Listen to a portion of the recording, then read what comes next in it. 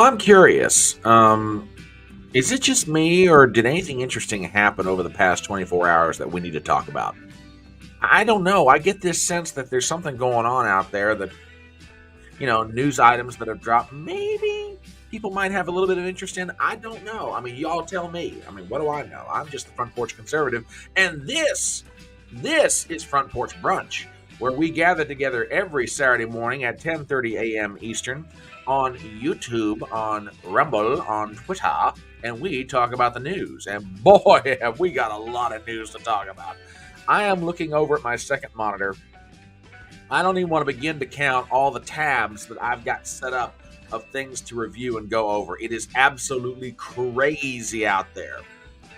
The Chinese have that curse, may you live in interesting times, and boy, have we got interesting times on our hands. My name is Brian Trippett. I am the Front Porch Conservative. I am sometimes known as the beau in the chapeau. I am sometimes known as the fine fella in the fedora. Sometimes I'm called the wise guy in the wide brim. And occasionally I'm referred to as the common man with common sense. And here, we, the free thinking folk of the internet, gather together to discuss, review, and talk about all items in the news, or as much as I can get in 2 hours.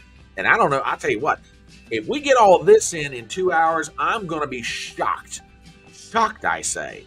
But oh, I tell you what, it's going to be a fun morning. All right, now we've already got people popping in on Rumble. Z Highness is over there. Good morning, my dear. My favorite Saturday cartoon. Yeah, I guess you could call me that. I don't know. We'll see. See who else is out there. We got other people dropping in. Oh, let's see. Let's see who all's here. But first, let me start to fade the music out slowly. Ever so make sure nobody gets too much of a shock to their system. Good to see you all this morning. We've got up in Connecticut. Let me go get my coffee and stir. All right, you go get your coffee. No problem. No problem. Let's see. Gypsy says Saturday morning, or as happy Saturday morning, or as Nancy might say, it's mornings. It's mornings, Saturday morning. Good morning, Hunter. Good to have you here this morning. How y'all doing out there? Oh, I tell you what, it has been quite the week for me. I want to first, before we jump into the news, I want to stop and thank everybody who was able to stop by this Thursday afternoon for my birthday stream. I genuinely appreciate that. All y'all were, everybody who was there was extraordinarily kind, and I got birthday wishes even offline. So y'all were very gracious to me. So I genuinely appreciate that. And kind of got me thinking for the upcoming week.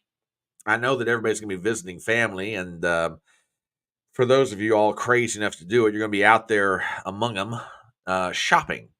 So I'm thinking about doing a Black Friday stream. I don't know about this yet. We'll take a poll among all those present. I may just go ahead and do it anyway because you know, for my part, I have been there, done that. Not willingly, by the way.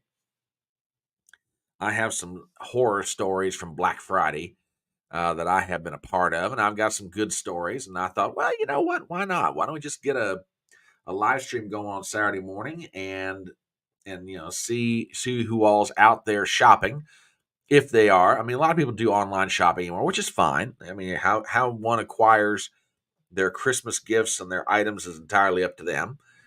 But I thought, well, maybe we'll do a live stream on Black Friday. So I think that's in the works. And also, this upcoming week is Thanksgiving, a time for all of us to get together with, hopefully get together with our families if we're able to do so, and count our blessings, and engage in those great traditions that go along with the holiday. Maybe watch the Macy's Day Parade, uh, gather around and eat more food than we should, watch some football games, and otherwise just enjoy the blessing of being able to be with each other, which to me that's what the holidays are about. I mean, don't get me wrong, there's, depending on which holiday you're talking about, there's cultural significance, religious uh, there's religious uh, meaning to it, But one of the important things about a holiday is that we get together and spend time together as families. And I've got one vote already for this Black Friday stream. Okay. Okay. All right, that's it. Gypsy has spoken. I got to do it now. I'm going to do a Black Friday stream. I I owe Flagrant Triggers one, so I'm probably gonna coordinate with him and see what time he'd want to do it. And I don't know if Crash want or if my usual suspects want in on this or not, but I'll reach out and see what he's up to. But yeah, we will definitely do a live stream on Black Friday because God knows when y'all are standing in line to pay for this stuff, or you're elbowing people out of the way to get that one last thing that's on the rack or the shelf. You need some moral support, and God knows I am very good at giving that. So there you go. Hunter says fourth. Yeah, yeah, that's absolutely one of my favorites. One of my favorites. So yeah, and everybody's got a favorite holiday. So and it's a good time of the year to reflect on that sort of thing, I think. But so yes, for everybody who was able to stop by for my birthday live stream, thank you so very much. It was very gracious of you, and and I don't think Joe is here yet, but if he is, I want to thank him for the Rumble rant.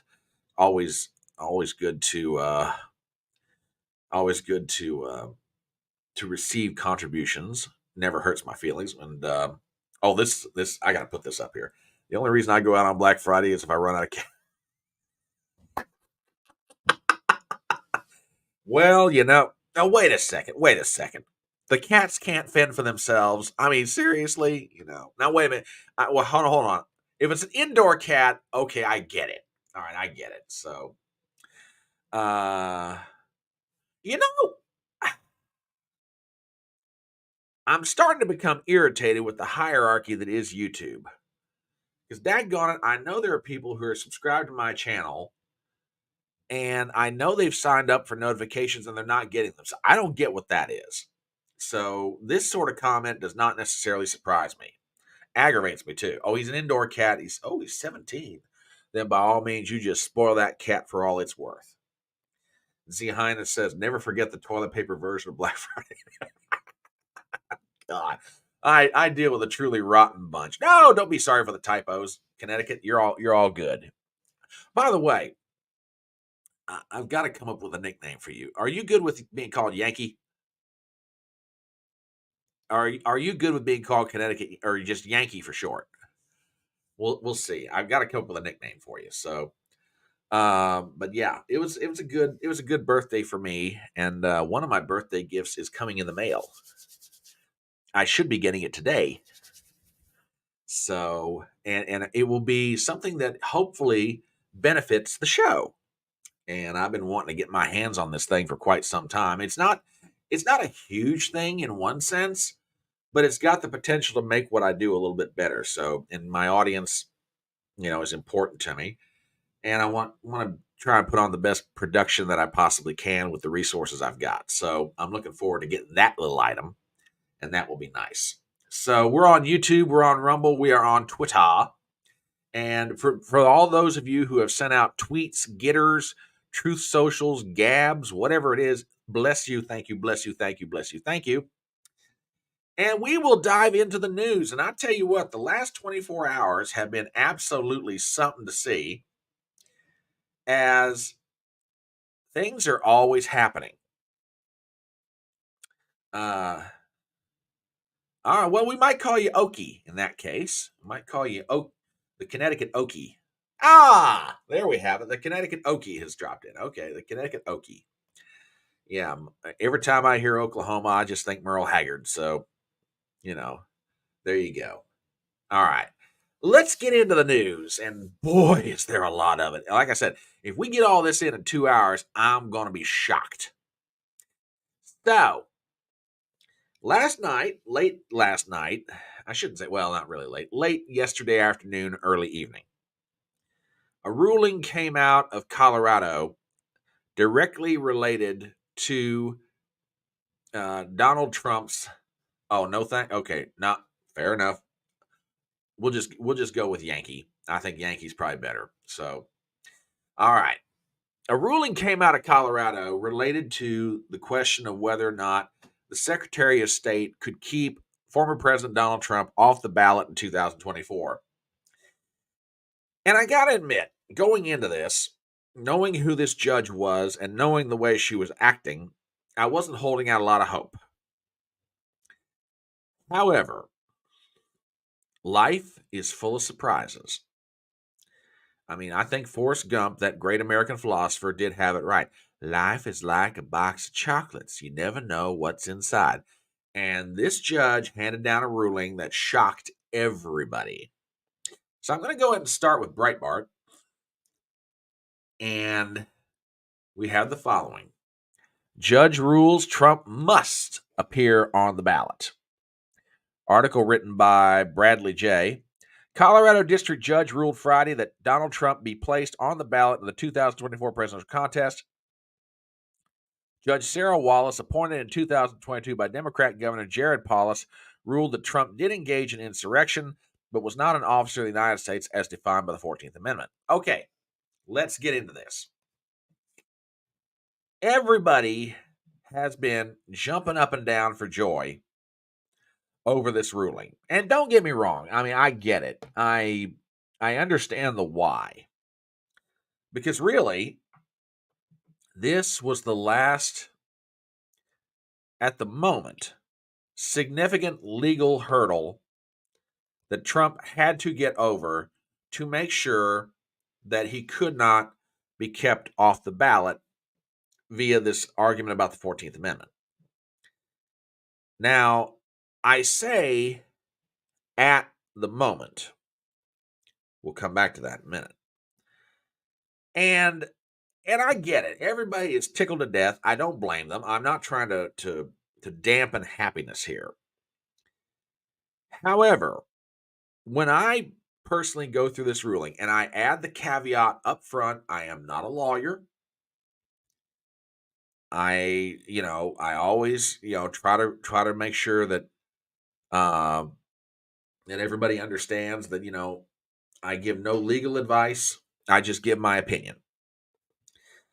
But as I read through some of what this judge wrote in their decision, I'm getting nervous. And the reason I'm getting nervous is I don't think this is over yet. So I want to go to back and review something, and then I want to dive into this judge's ruling just for a little while. I'll do my best to go through this as thoroughly but as quickly as possible.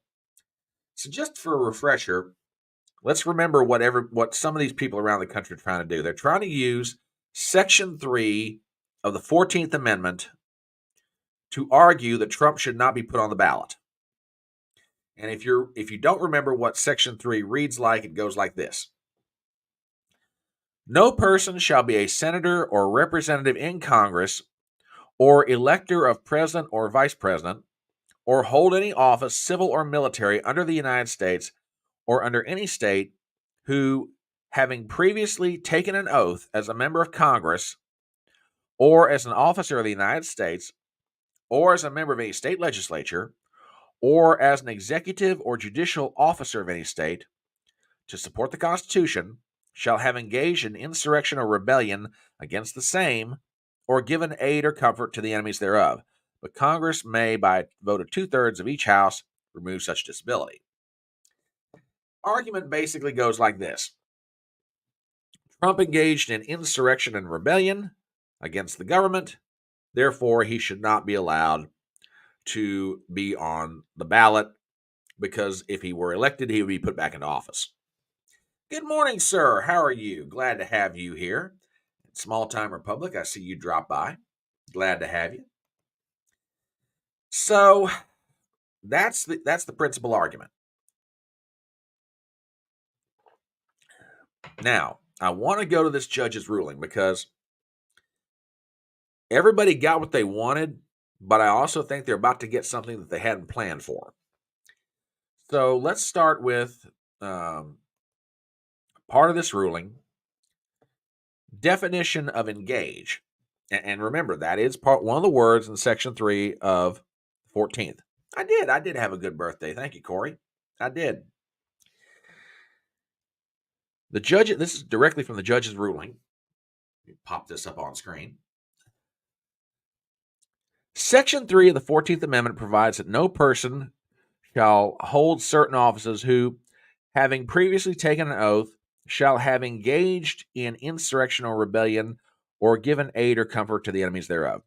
Petitioners argue that Trump engaged in insurrection in two primary ways: through incitement and through his conduct by organizing and inspiring the mob, and by his inaction during the January 6, 2021 attack on the Capitol. Trump argues that engage, as used in Section 3 of the 14th Amendment, demands a significant level of activity beyond mere words or inaction, as alleged. The court therefore must resolve the meaning of the word engage, as used in Section 3. The court first considers whether incitement qualifies as engagement. Okay. And that's a fair question. Can you sit there and say that comments that you make or don't make qualify as engagement? Well, let's go a little bit further into this. Having considered the arguments, the court concludes that engagement under Section 3 of the 14th Amendment includes incitement to insurrection. The court has reviewed the Congressional Globe and Hines precedents regarding the cases of Representatives Rice and McKenzie, cited by Trump, and finds that they offer little to no guidance on the question before the court.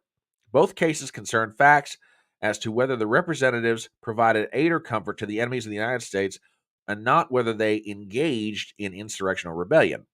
Though the court acknowledges the adjacency of these issues, the cases remain unpersuasive as they dealt with the discrete issue in highly distinguishable circumstances from the previous case. So the judge comes to the conclusion that yes, incitement is the same thing as engagement.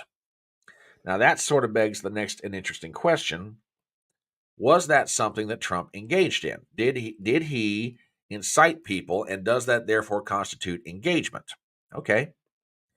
Well, let's read a little bit further into this thing. Lastly, it would be anomalous to exclude those insurrectionists or rebels who, having taken an oath, participated in the insurrection or rebellion through instigation or incitement. Instigation and incitement are typically actions taken by those in leadership roles and not, for example, by those on the front lines with weapon in hand.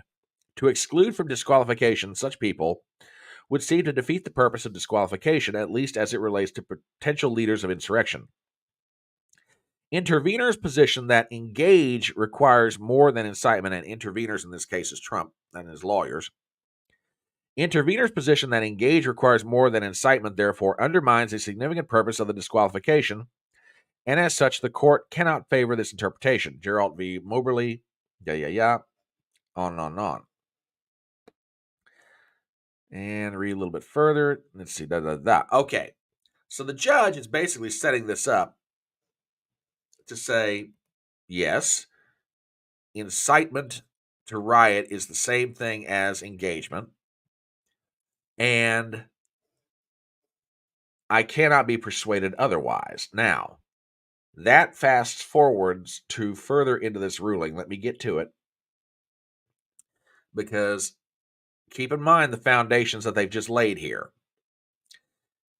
Incitement of people to riot is the same thing as engaging in rebellion or insurrection. That's the principal argument this judge is making, okay? So we get a little bit further into this thing, and we read the following. Back this up just a hair.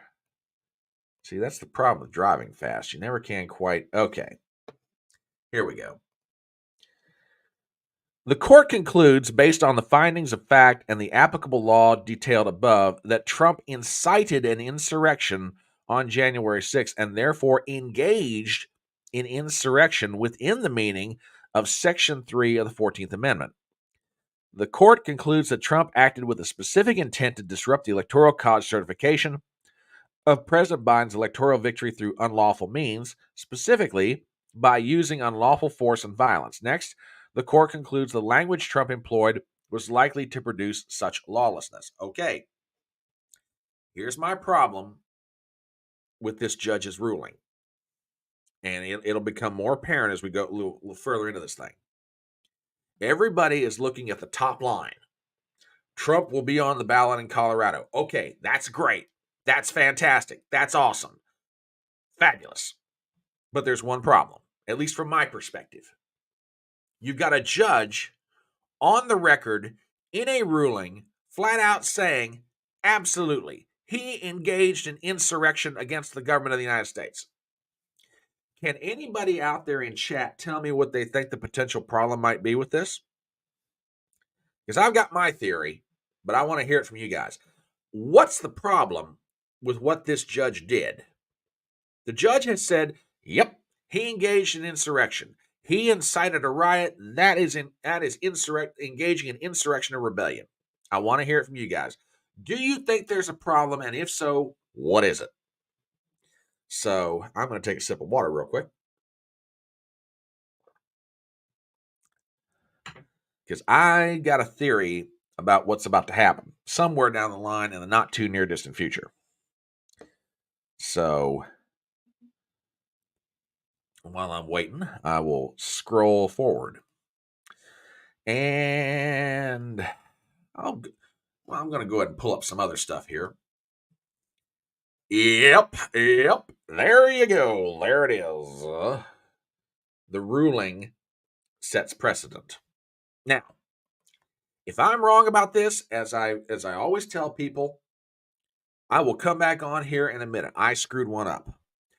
The worry that I have got is that somewhere in the not too near distant future, in some other court, in some other jurisdiction, in some other state, somewhere around the country, this judge's ruling is going to be referred to, and they're going to say, hey, look, this judge flat out said he engaged in insurrection.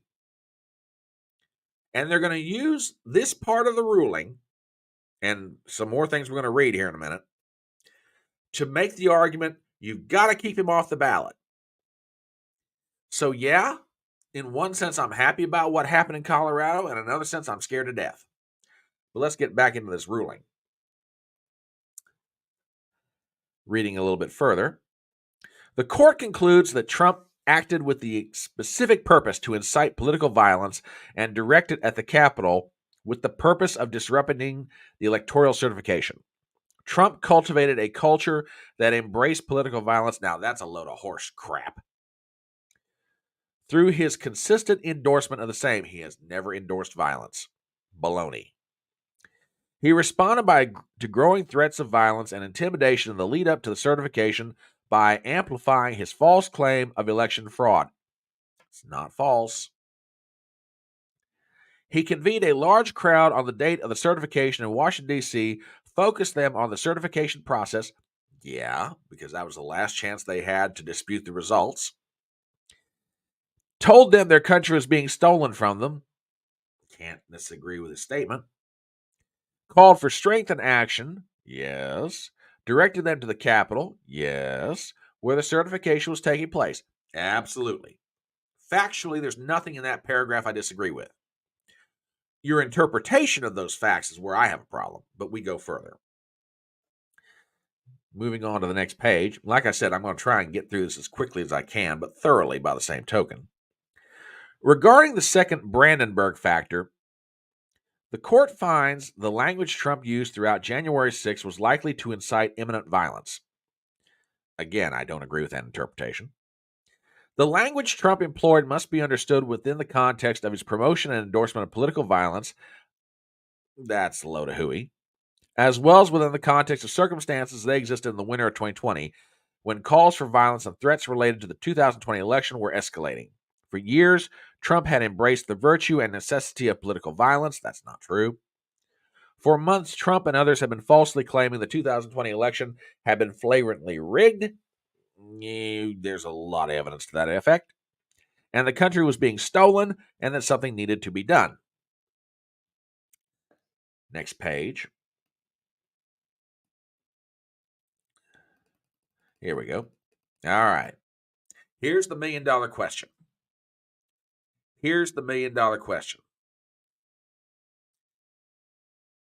Does Section 3 of the 14th Amendment apply to President Trump? Now, watch what this judge does. For Section 3 of the 14th Amendment to apply to Trump, this court must find both that the presidency is a, quote, office under the United States and that Trump took an oath as, quote, an officer of the United States to, quote, support the Constitution of the United States. Okay. Next paragraph that we're going to pay attention to. The court holds there is scant direct evidence regarding whether the presidency is one of the positions subject to disqualification. The disqualified offices enumerated are presented in descending order, starting with the highest levels of the federal government and descending downwards. It starts with senator or representative in Congress, then lists electors of president and vice president, and then ends with a catch-all phrase, any office, civil or military, under the United States or under any state. To lump the presidency in with any other civil or military office is odd indeed and very troubling to the court because, as interveners point out, Section 3 explicitly lists all federal elected positions except president and vice president. Under traditional rules of statutory construction, when a list includes specific positions but then fails to include others, the court assumes the exclusion was intentional. Now, moving forward just a little bit more, and we're almost done.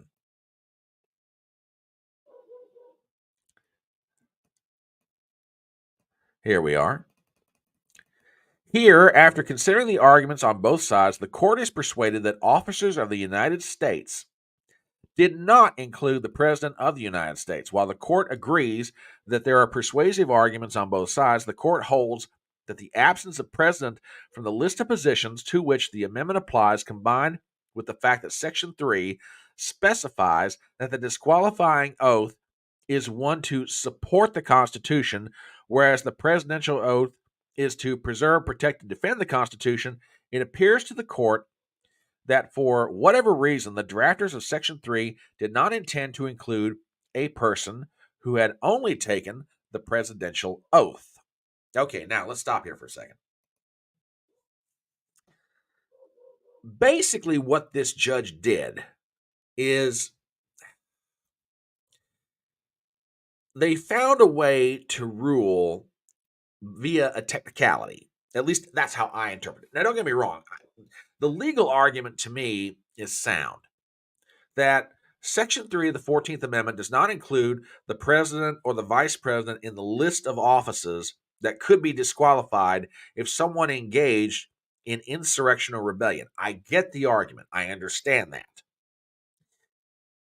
But to me, it seems like Trump and Trump supporters are getting a Pyrrhic victory here. Yeah, he's going to be on the ballot in Colorado. But the only reason that he's on the ballot is the judge accepted a important but technical argument. To me, it would have been better if the judge had ruled, no, he did not engage in insurrection, therefore, Section 3 of the 14th Amendment does not apply. So I'm a little bit worried here. I'm not going to lie to you. But we get a little bit further back into this ruling. We've got two more and we're almost done. And we read. Oh, wait. I may have jumped the gun here. Hang on. I did. Hang on. Yeah, basically the idea being, you took an oath to uphold the Constitution as opposed to preserve, protect, and defend. You took preserve, protect, and defend. Therefore it doesn't really apply under Section 3. It's kind of I won't say strange ruling, but in one sense it is. Last part of this. And here we go. As a result, the court holds that Section 3 of the 14th Amendment does not apply to Trump, and the conclusion, pursuant to the above, the court orders the Secretary of State to place Donald J. Trump on the presidential primary ballot when it comes to the ballot on January 5th, 2024. Okay, so that's the ruling. And there's a lot that goes into it. I know that I didn't read a lot of it, and I'm kind of glad I didn't because everybody would be put to sleep. If you have problems with insomnia, there you go. Hey, no problem, Corey. I'm glad you stopped by, dude. You have a good Saturday. Glad to see you. But you begin to see my issue here, okay? I'm happy that Trump got the victory legally that he did. I'm worried that down the line they're going to use half of this ruling and bring this crap up again. This is not settled. In the end, and again, I hope I'm wrong. I really do hope I'm wrong. Okay? But I've got a feeling this is not over legally, and in the end, this is going to wind up going to the Supreme Court. So let's see what you guys think about some of this. Gypsy says the following. Who now has egg on their... Yeah, now that's an even more fat... We're going to get to that. See, this is why I love my audience. You guys are way, way smarter than most anybody else on the internet. I love you guys. We're going to get to this. And Corey says the following. If you take peacefully protests the same way they did in 2020, then yeah, that's how they get to that. Yeah. Small Time says, that's a good question. That's a real good question. They blurred the faces on the tapes in the interest of national security.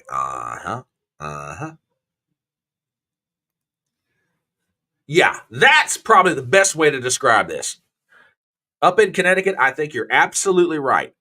The judge really did not want to hand down this ruling, but daggone it, I've got to do it because of the law. Because, I mean, you can just tell, I mean, if you read through the majority of this opinion, it's quite obvious where this judge is coming down. It's quite obvious. This judge in no way, shape, or form likes Trump or anything about Trump or anything that Trump's arguing, yada, yada, yada. But to the judge's credit, they did rule on the law. Albeit from my perspective, they took a very technical argument, but it worked. And Small Time asks a great question. Why did McCarthy, I've got a theory on this, and I'll just put it out there for what it's worth. I get the distinct impression, and I cannot prove this is just my conjecture, okay? But I've got a feeling that McCarthy would have loved nothing better than for all this stuff about January 6th and Donald Trump to absolutely kneecap him politically such that he wouldn't come back. I will make the argument McCarthy doesn't know Trump very well. So we already have somebody who's watching the video. So that kind of gets us through our first big news item that dropped yesterday. See, I told you, the Chinese had it absolutely right. We live in interesting times. May you live in interesting times. And boy, have we got them. I mean, I kind of felt like Rush Limbaugh last night. Rush used to come to the radio, to the microphone at 12:05, and he'd make the statement, I had all this stuff lined up in my show prep, and 10 minutes before the show starts, a news item dropped and just blew everything off the board. Now I got to do this. That's kind of how I felt. I had all my stuff lined up. I knew how I was going to lay it down. And then about 6 o'clock last night, all hell breaks loose in a good way. I'm not complaining because at moments like this for content creators like me, this is gold, okay? When this kind of stuff happens, it's gold because we have got something to talk about. And I am absolutely tickled to death to be talking about this. I really am, because this to me is fun and fascinating.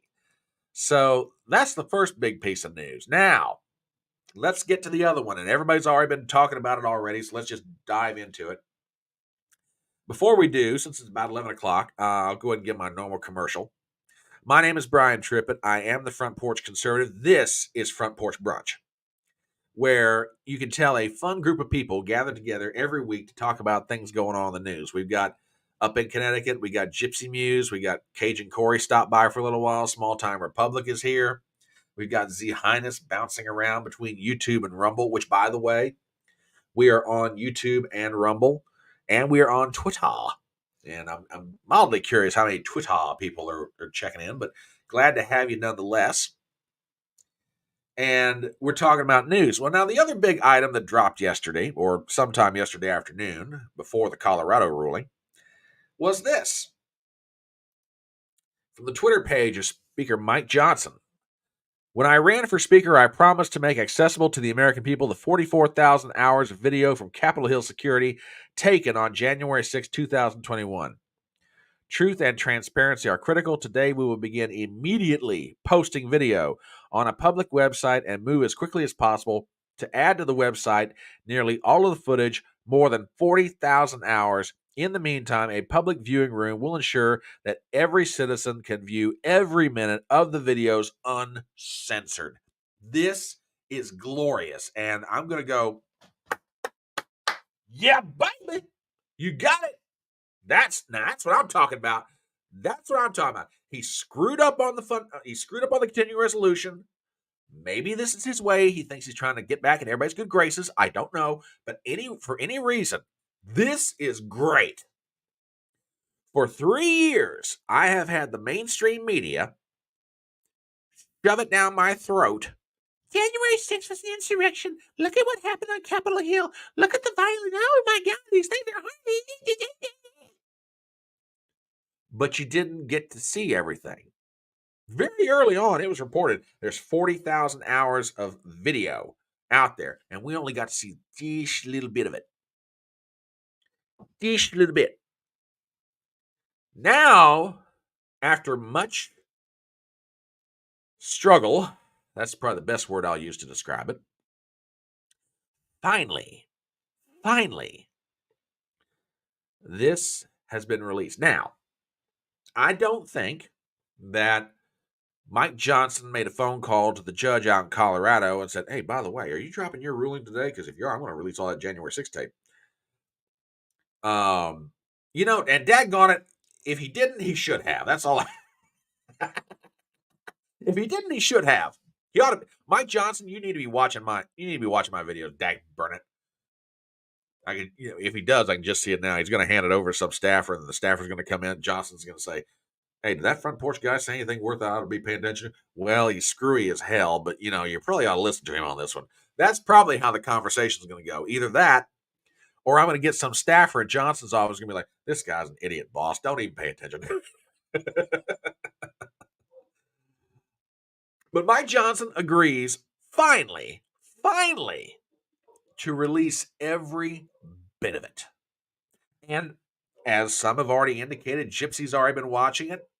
And I think that's great. I think it's great. I mean, look, regardless of how you feel about Donald Trump or what happened on January 6th or anything else, I am very old school on these questions. Look at all the facts and then make up your own mind. I've got and I will give him credit. I won't name any names, but I had a gentleman reach out to me by way of a posting on one of my videos, disagreeing with my take on Ukraine, which is fine. Fine. I got no problem with that. And he responded, I replied, he responded back, and his reply back is, whoo, man, he laying down some historical facts I wasn't aware of. So, hopefully over this weekend, I'm going to read through that baby again and give him a reply back. But my point being, it doesn't matter what it is, Ukraine, January 6th, whatever it is. Let's put all the facts out there and let people make up their own minds. But up to now, on January 6th, we haven't had the chance to do that because no one will show us everything. And finally, we've got a Speaker of the House. It's like, you know what? Here you go. Make up your own mind, which I think is great because now I don't have to worry about the gatekeeping media, filtering what it is that I see. And let me tell you, some of what people are seeing already is definitely, it ought to change their mind because remember what we've been told about January 6th. This was a violent insurrection. This was a group of Trump supporters trying to overthrow the government of the United States. This was awful. They were in the citadel of democracy. They're trying to stop it. Oh my God, it's awful. Oh yeah? Yeah, really? Okay. Then I've got some questions for my audience. So here's one piece of footage. Hopefully this thing doesn't white circle of death on me too badly. Yeah, these people are just walking through the Capitol. Here they come. Right up here.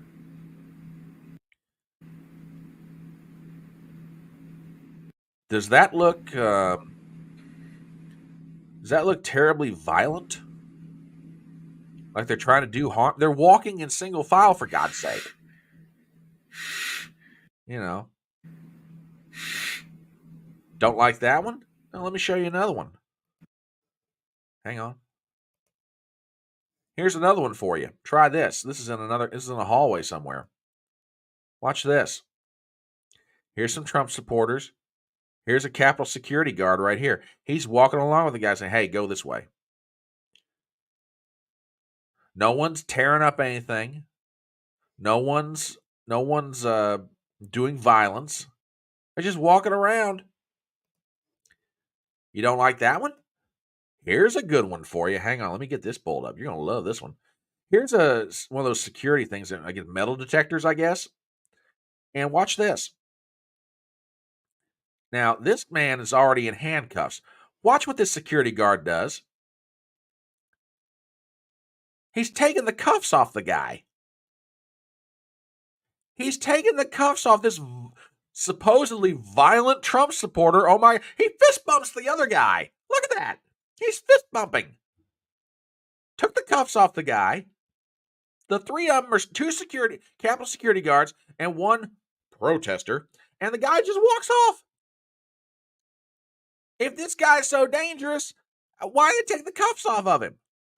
If he's a violent insurrectionist, what are they doing here? I'll play you one more. Here's one more I think's real good. Hang on. Let me get this pulled up. This is from people on the inside, already inside the Capitol, walking out. Watch this.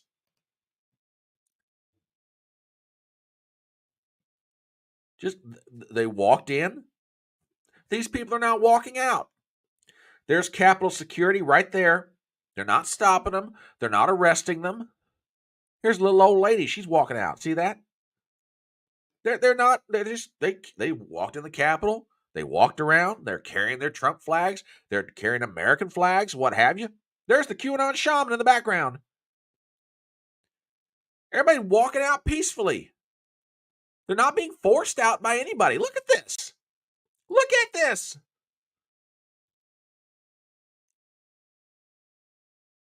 No one's being arrested. Yeah, there's the QAnon shaman right there. Right there. Yeah, and they walked out of the Capitol. Walked right out. Amazing. And that's just 4 little clips from 40,000 hours of material. Right? I mean, absolutely amazing. I mean, yeah. Yeah, you guys are absolutely pointing out. See, the bigger question is, why were the Capitol Police so accommodating? It's almost as if small time. You may now we're speaking heresy in the church. Don't you know? We're talking heresy in the church. Oh my God! What a heretical thought! Yeah, and that one guy, look at that fist bump. They're fist bumping each other. I can't even get my oldest nephew to do that with me, and he's in his 30s. But this guy was in handcuffs. They take him out of the handcuffs, no less. They take him out of the handcuffs, and there you go. Absolutely amazing. And a hello to the traveler. How are you? Good to see you. Welcome to the Front Porch Brunch. Glad to have you. Glad to have you. But yeah, look at this. I mean, I just played 4 little clips, okay, out of 40,000 hours of tape. Okay. Now, and there's going to be parts of this tape, parts of this 40,000 hours. Yes, there are going to be confrontations. I don't dispute any of that. Okay. But I will say this.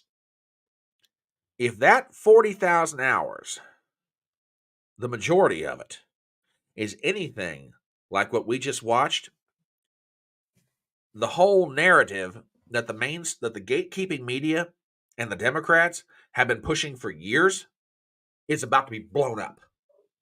Just blown up. So quite a turn of events. Two major news stories that absolutely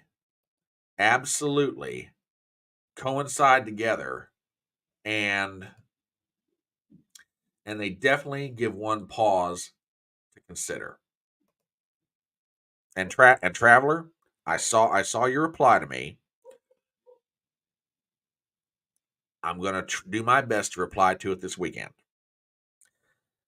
So, makes you wonder about why so many officers took their lives shortly after J6.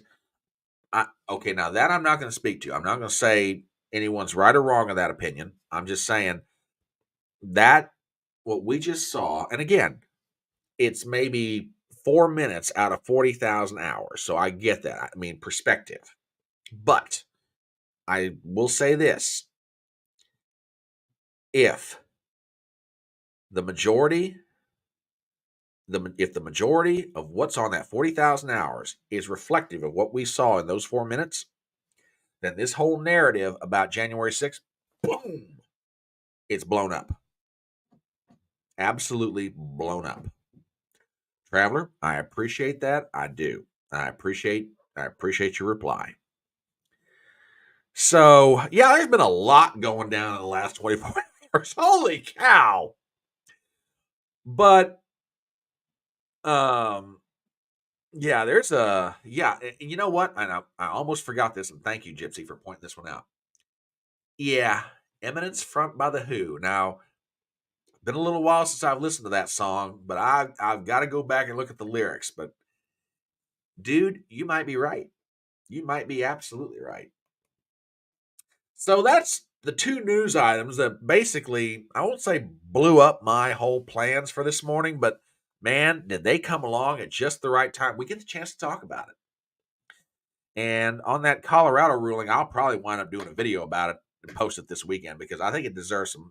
And like I say, I could be dead wrong about my worries about that thing, but oh yeah, it's definitely something to talk about. So, oh gosh, we're like 11:15 already. Goodness, and we've got people all over Rumble. We got them on YouTube. Man, we got a great audience this morning. We really do. And Traveler, I realize this is your first time here, but brother, you are welcome back here anytime you want. I pretty much have almost no rules on the electronic front porch, except for this. You are at complete liberty to disagree with me or anybody else. And having read your comments to me offline, I know that you will always keep it respectful, and that's my primary rule. If you want to disagree with somebody, that's cool. Just keep it respectful. Free speech is allowed here. Well, thank you, Jake Hudson. I definitely appreciate that. Oh my goodness, this turned into quite the party this morning. Thank you, Jake. We got it's a lively bunch this morning. I've got. Well, speaking of lively, did you know, by the way, that no, you cannot do that, small time. No, you cannot. I know you're joking. I'm going along with the gag. Did you know that congressmen will sometimes um, do some moonlighting as professional wrestlers? Shocking, I know. You know, and by the way, they don't put on masks when they're doing the professional wrestling. They'll do it in suit and tie. Now, if you're wondering what I'm joking around about, did you guys hear what happened with Congressman Tim Burchett and Kevin McCarthy this week? I'm going and Gypsy got me this audio. I'm going to play the audio of this first, and I want to set this up. Tuesday morning, the Republicans caucus in a room in the basement of the Capitol. Okay, no big shock there. They've been doing it for years. And reporters, knowing that congressmen are gathered in one place and to make their job easier as far as tracking somebody down, will hang out down there. Okay, no big shock there either. So a reporter from NPR was conducting an interview with Congressman Tim Burchett of Tennessee. And personally, I like Burchett. Uh, I like his take. I like his style. I mean, you all know me. I'm Southern right down the bone, and Burchett is about as Southern as it gets. So he and I we're kind of like this. Okay. So he's doing an interview with this reporter from NPR. So I'm going to play the audio of this, and hopefully my tin can and string operation here doesn't screw this up. I want you to hear the audio of what happens. And the good part is there's closed captioning with it. Okay. Yeah, exactly. Absolutely. I'm going to play the audio to this, and then I'm going to show you each of their responses, Burchett and then Kevin McCarthy. So that sets everything up. Listen to this. We're going to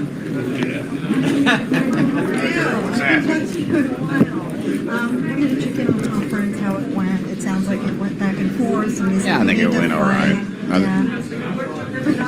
Sorry, Kevin. Didn't mean to elbow. Why'd you elbow me in the back, Kevin? I know. I felt so bad. Hey, Kevin, you got any guts?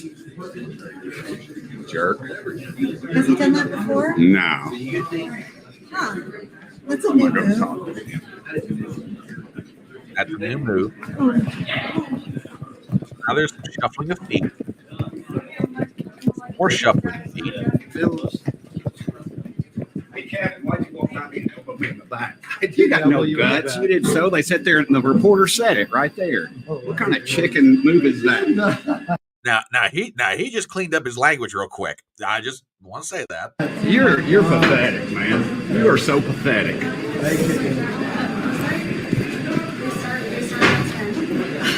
What a jerk. You need security, Kevin. Anyway. Okay, so that's the audio. And now I will from a historical perspective, there have been incidents that have happened between members of Congress that were far worse than that. Okay. So let's keep this in mind. The one historical example, and Traveler, if you remember this one and you want to back me up on it or correct me, that's fine. There was a member of the House of Representatives that walked onto the floor of the United States Senate, took his cane, and very nearly beat a senator to death on the floor of the Senate with his cane. So what happened between Burchett and McCarthy is pretty low key, all things considered. Okay. Now, that's the audio. I want to play responses from both of these guys. Yeah. Well, you might be onto something there, man. You might be absolutely onto something. But anyway, I want to play each one of them's response to this, and then I'm going to play from the reporter, because this, to me, look, of all the serious things going on in the world right now, the fact that members of Congress are auditioning for the WWE is kind of cracking me up. All right, so here's an interview with a reporter from CNN who's talking to Burchett just outside the Capitol. Okay, check this out. Congressman, explain to us what happened with you and Kevin McCarthy. Well, I was doing an interview with Claudia from NPR, a lovely lady, and when she was asking me a question, and at that time I got elbowed in the back, and it kind of caught me off guard because it was a clean shot to the kidneys, and I turned back, and there was Kevin, and. Optimum Internet gives you speeds up to 1 gig. Wow, that's fast. With 99.9% network reliability. And for a minute, I was kind of, what the heck just happened? And then I chased after him. Of course, he's as I've stated many times, he's a bully with $17 million in a security detail. He's the type of guy that, when you're a kid, would throw a rock over the fence and run home and hide behind his mama's skirt. And he just, he from behind, that kind of stuff. That's not the way we handle things in East Tennessee. If we have a problem with somebody, I'm gonna look them in the eye and talk to them. Okay, so he walked. Okay, now that's Burchett's side of it. All right. So yeah, and talking about that caning incident, there are historical cartoons about what happened. That's how serious it was. Now that's Burchett's side of it. Now I'm going to play you McCarthy, okay? Because reporters, when they heard what happened, did their dead level best to track him down, and a gaggle of them found him. Okay, so this sets up McCarthy's walking through the hallways. He's got his guys around him, and a gaggle of reporters kind of descend on McCarthy. So listen to this. Oh my God, you guys follow me too far. Now what's the challenge here? Can you explain? Oh yes, let me explain. Can you explain? Hold on, somebody dropped a quarter. That's worth Can you picking explain what exactly happened with Congressman This Burchett is today? interesting. Did you elbow him? Okay, no, I did not elbow him. No, I would not elbow him. I would not hit him in a kidney. HC5, you're all down there, right? Not a very big hallway. So I'm walking out. You could talk to Bruce Westman, because I actually called him after you guys reported something and said, did I hit somebody? Bruce Westman and I are walking. Oh, I love it. Did I hit somebody? Was that me? Anyway. Out, and I guess a reporter was interviewing Burchett or something. I guess our shoulders hit because Burchett runs up to me after. I didn't know what he was talking about. Some reporters asked me. I did not run and hit the guy. I did not kidney punch him. I did not shoot anything like that. You didn't shove him. No. We're walking through. You were at HC5, right? You guys line up along the way there. It was Bruce Wester and I walking out. He must have been interviewing someone. I didn't know it was him or something. I guess our elbows hit as I walked by. I didn't punch anybody. I guess it happened because when I was walking back further, I don't say somebody was interviewing me or talking to me, and he comes running up like, why did you hit me or something like that? I said, I don't know what you're talking about. I didn't even know something transpired. But reporters or witnesses said it looked like you. There was plenty of room for you to walk, and that you intentionally hit him. There is, okay, not a place. Show me a reporter who saw that. Okay, that was a mistake. Okay, that right there was a mistake because the reporter who interviewed Burchett went on MSNBC's Morning Joe, and I know I'm probably belaboring this way more than I should, but I'm sorry. This needs to get somebody here is not telling the truth.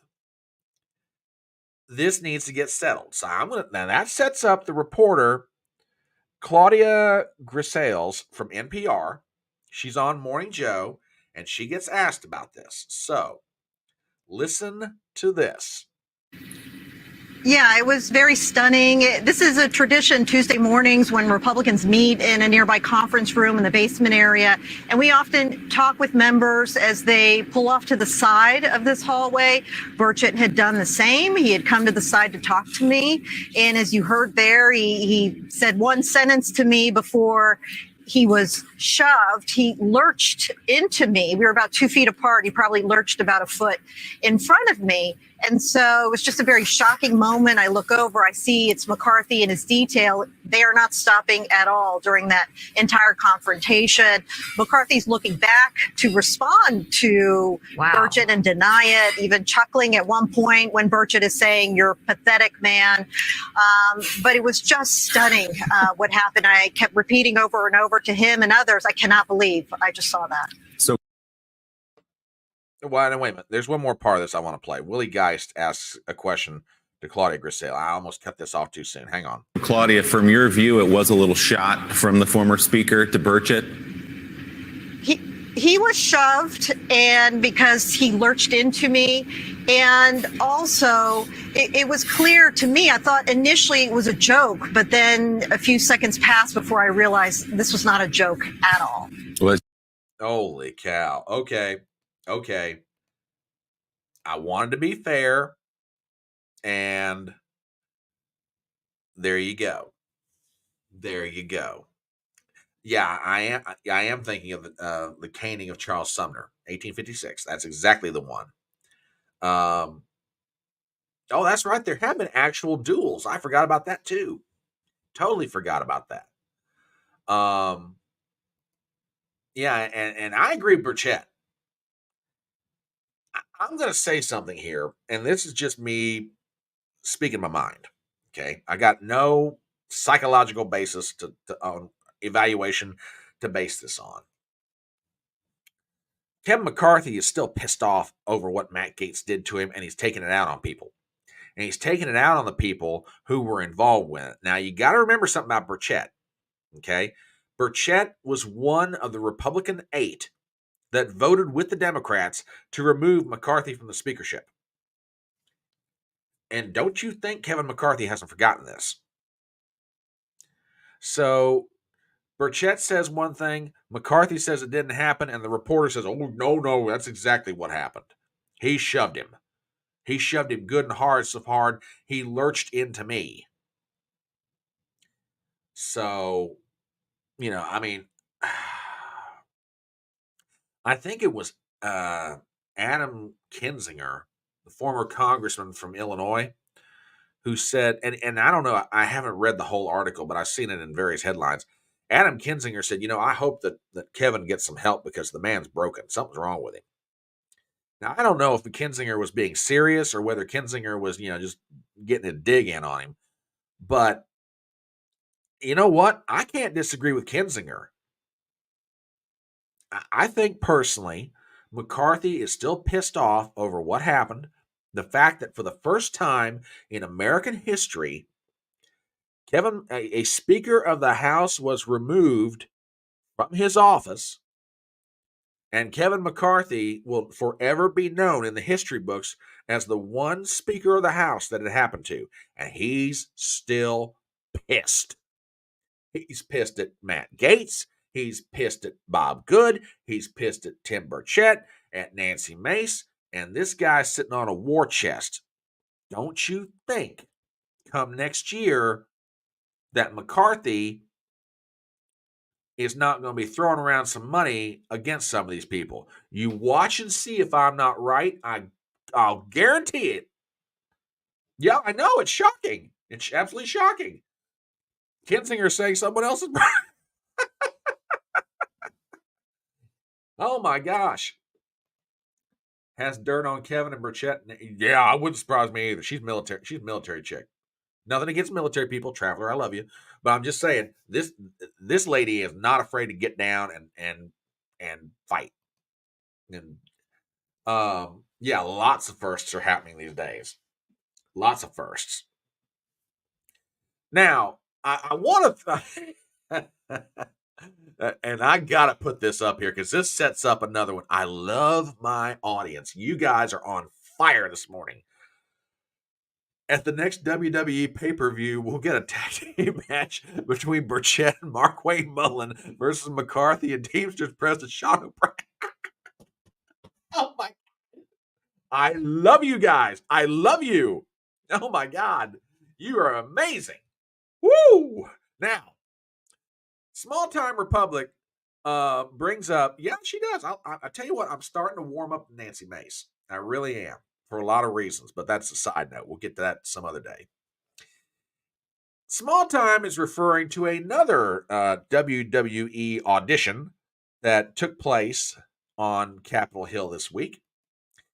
Did y'all happen to catch the hearing that Mark Wayne Mullen, the senator from Oklahoma, was in versus there's a gentleman who's a union representative. Now, I want to play what happened because parts of this are a little scary and parts of it are downright comical. So there's a hearing going on. Bernie Sanders is chair of the hearing. Now, I don't know if it was a full committee hearing or a subcommittee or what necessarily the context was in that respect. But the clip shows Mark Wayne Mullen, the senator from Oklahoma, reading some statements. And what happens next is just, I think Small Time is right. We need a tag team match between Tim Burchett and Mark Wayne Mullen on one tag team and McCarthy and Teamsters President Sean O'Brien on the other. And that's who Mark Wayne Mullen is talking to in this is Sean O'Brien, who's the president of the Teamsters Union. Okay. So that sets everything up. Y'all check this out. like he's self-made. Sir, I wish he was in the truck with me when I was building my plumbing company myself. And my wife was running the office because I sure remember working pretty hard and long hours. Pretends like he's self-made. What a clown. Fraud. Always has been, always will be. Quit the tough guy act in these Senate hearings. You know where to find me. Any place, anytime, cowboy. Sir, this is a time, this is a place. If you want to run your mouth, we can be two consenting adults. We can finish it here. Okay, that's fine. Perfect. You want to do it now? I'd love to do it right now. Well, stand your butt up then. You stand your butt up. Oh, hold on. Big guy. Oh, stop it. Is that your All right. solution? Hold it. No, sit down. Sit down. Okay. You know, you're a United States Senator. Now, the fact that Bernie Sanders, who is a gentleman of, how do I want to put this? Bernie is not exactly a poster child for, I'm at the gym working out 4 or 5 days a week, and I know enough moves to put both of you in line. He's not a poster child for that sort of thing. The fact that Bernie Sanders is getting between these two dudes, so to speak, and breaking this up before it gets started is comical. And it's how he does it is what kind of cracks you up. So let me play the rest of this. Actively. Oh, okay. Sit down, please. All right. Can I respond? Mr. Chairman? Hold it. If Hold we on. can, no, This is I have what the he mic. said. I'm sorry. This is Hold what it. he said. You'll have your time. Okay. Can I respond? Oh, no, you can't. No, you can't. This is a hearing.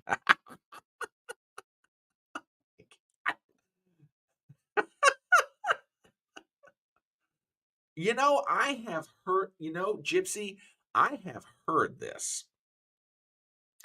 And that sets up Mark Wayne Mullen's own response to what happened. So you can see what's going on here. I mean, Mullen is reading from a statement, and he looks at Sean O'Brien from the Teamsters and says, look, this is a time, this is a place. We're both consenting adults. You want to finish it? Let's do it right here. And O'Brien's like, I'd love to. If you want to do it right now, stand your butt up. Now, I don't know that much about Sean O'Brien. That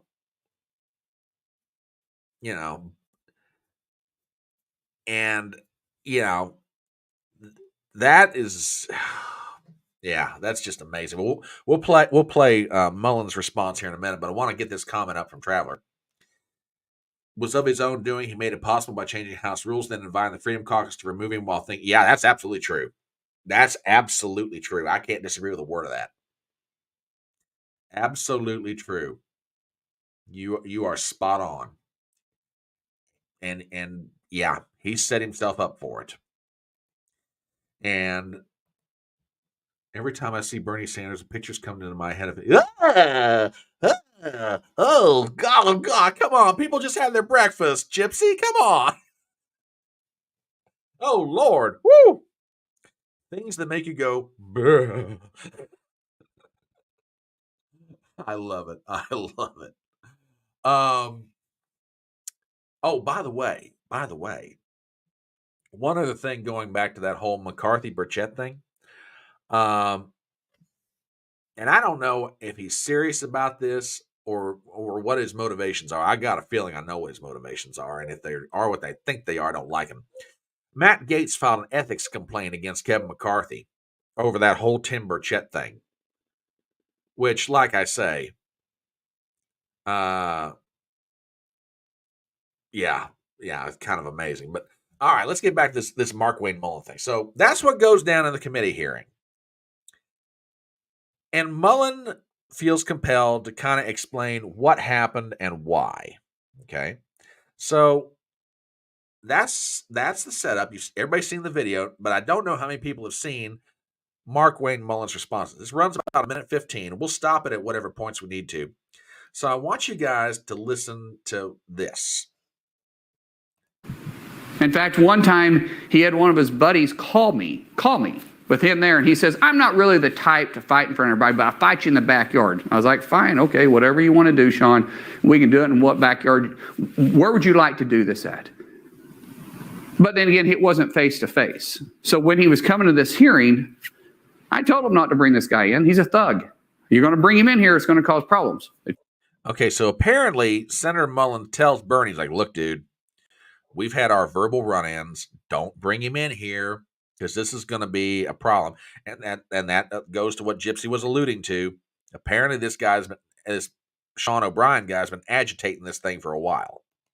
I chose to go ahead and bring him in, and all I did was simply read word for word what he said. Wasn't mad, wasn't really personal. I'm just going to call the bully for what he is. If you have the ability to stand up a bully, they need to stand up to him. Otherwise, they're going to continue to bully people around, and eventually they're going to hurt somebody really bad. So guys, I get asked, would you do it again? Yep. I got asked, is this incumbent of a senator? I don't know. Because before I was a senator, I was a guy from Oklahoma. And in Oklahoma, we don't deal with that stuff. You run your mouth, you're going to get called out on it. That's just simple. Be responsible for your words. The way I raise my kids. If you're going to do something, say something, then you're responsible for those words. You need to own it. And that's all I did. I was making him own his own word. So guys, thank you for this opportunity. Okay. So that is Mark Wayne Mullen's side of it. Okay. And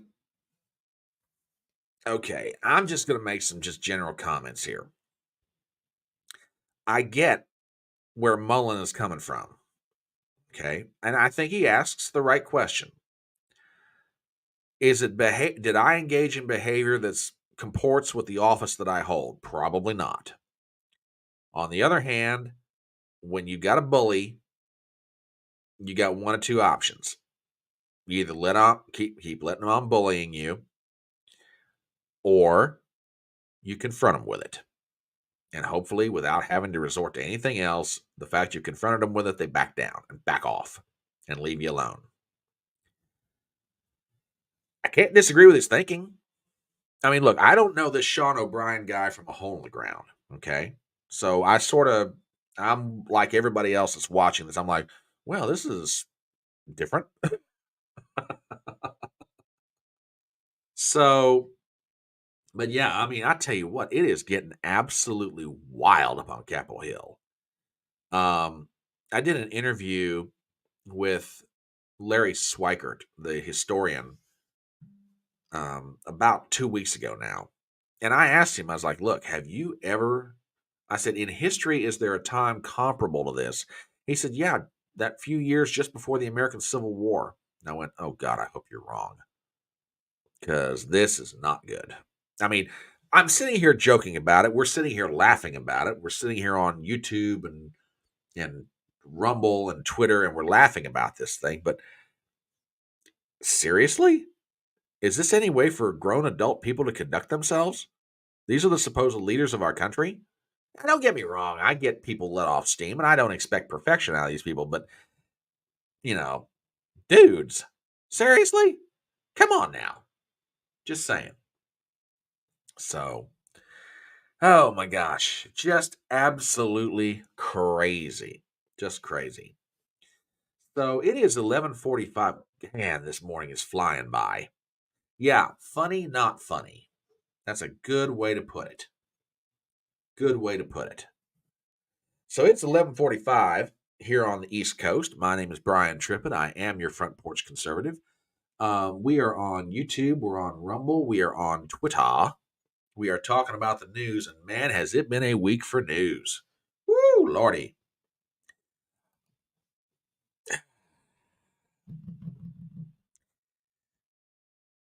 I don't know that I'd use pistols, but I have no problems with swords. At least that way you can stitch up the cuts.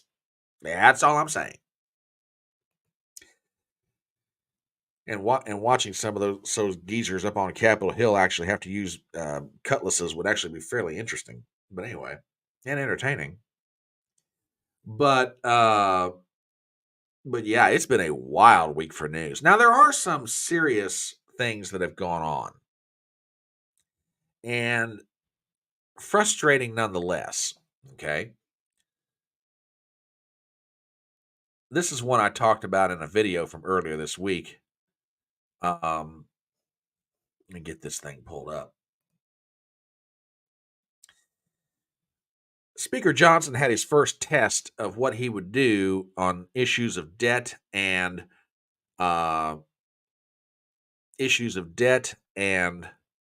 spending, and he helped pass a clean CR with no spending cuts and no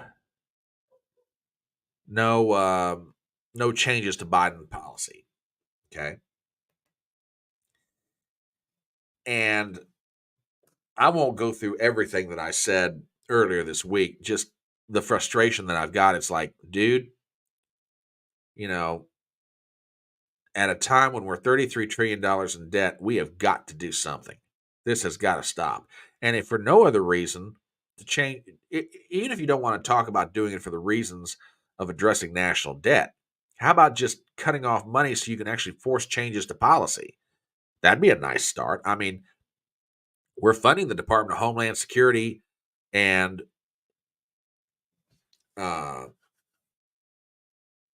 Department of Homeland Security and what they're doing down on the border. Maybe if we cut off some of the money, they can't do some of that stuff, or it actually forces them to change policy. And we'll see.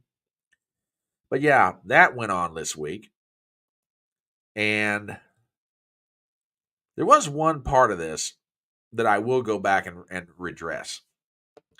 This is from Politico.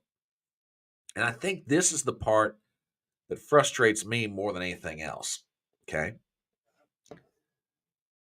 And I want to go deep into this article because something was pointed out that, if true, I think frustrates me even more. Okay. Let me find it here real fast. Here it is. One sign of success, Johnson staved off disaster on the floor Tuesday in real time, talking down a group of conservatives who wanted to block a massive health, labor, and education spending bill. The speaker's pitch, according to Norman, he had a plan to jam the Democratic Senate and cut spending in the full year funding legislation Congress now has to pass in January and February. But the Freedom Caucus members in the meeting attended by Johnson and another ultra-conservative ally, Senator Mike Lee, Republican of Utah, said they had their own strategy to make the Senate swallow spending cuts now rather than later. Johnson clearly chose to go another route. Here's I think the problem that I've got. And like I say, we can disagree and agree on what money should be cut from where, and Lord knows we will. But at least in principle, it is agreed we need to cut spending, at least on one side of the political aisle.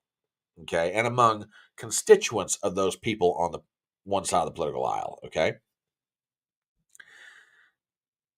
If you have a plan that would actually force Democrats in the Senate to actually have to take spending cuts,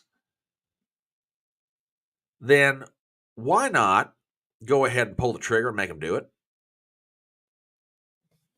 Look, whether you do it now or whether you do it in January or February, this is a fight that cannot be avoided. If you're genuinely serious about reducing the kind of spending that Washington is doing right now, okay? So I think that's what galls me worse than anything else is there were plans in place to actually put the Democrats in the Senate in a position to have to actually accept spending cuts, and they didn't do it. And that, to me, you're just avoiding the fight. Like I said, if you're genuinely serious that you want to reduce the way Washington spends money and how much of it they spend, and you just punt it on that one, not cool. Not cool at all. New spending is created by Congress should include new taxes to pay for them. You want a southern wall, universal health care, military funding. We as Americans should be willing. Can't disagree with that. Maybe not by way of new taxes, but if nothing else, shuffle around how it is that we spend money currently. I mean, it's one thing to spend it; it's another thing to pay for it. So no, I can't necessarily disagree with that. And better than other plans, I guess. Well, okay, that's a whole other argument, I suppose, which we can get into one day. So that's more or less what's going on Capitol Hill. We have wrestling matches in one form or another. Then there are the wrestling matches outside of Congress. And this, I've noticed something, and y'all tell me if you've picked up on the same thing. I'm very, the audience watching on Rumble, on YouTube, etc. I'm curious if y'all have picked up on the same thing. Have you noticed that there is decided, what word do I want to use here? A decided selling of Nikki Haley. Now, by selling, I guess marketing. That's probably the better word I'm looking for. Marketing of Nikki Haley. Nikki Haley's here. Nikki Haley is there. Nikki Haley is everywhere. Nikki Haley is going up in the polls. Nikki Haley has momentum in New Hampshire. Nikki Haley this, Nikki Haley that. Nikki Haley, Nikki. Okay, well, that's not going to get clipped. Anyway, Nikki Haley, the cotton-picking rage of the age, former governor of South Carolina, former UN ambassador, and now current presidential candidate running among the Republicans for the party's nomination.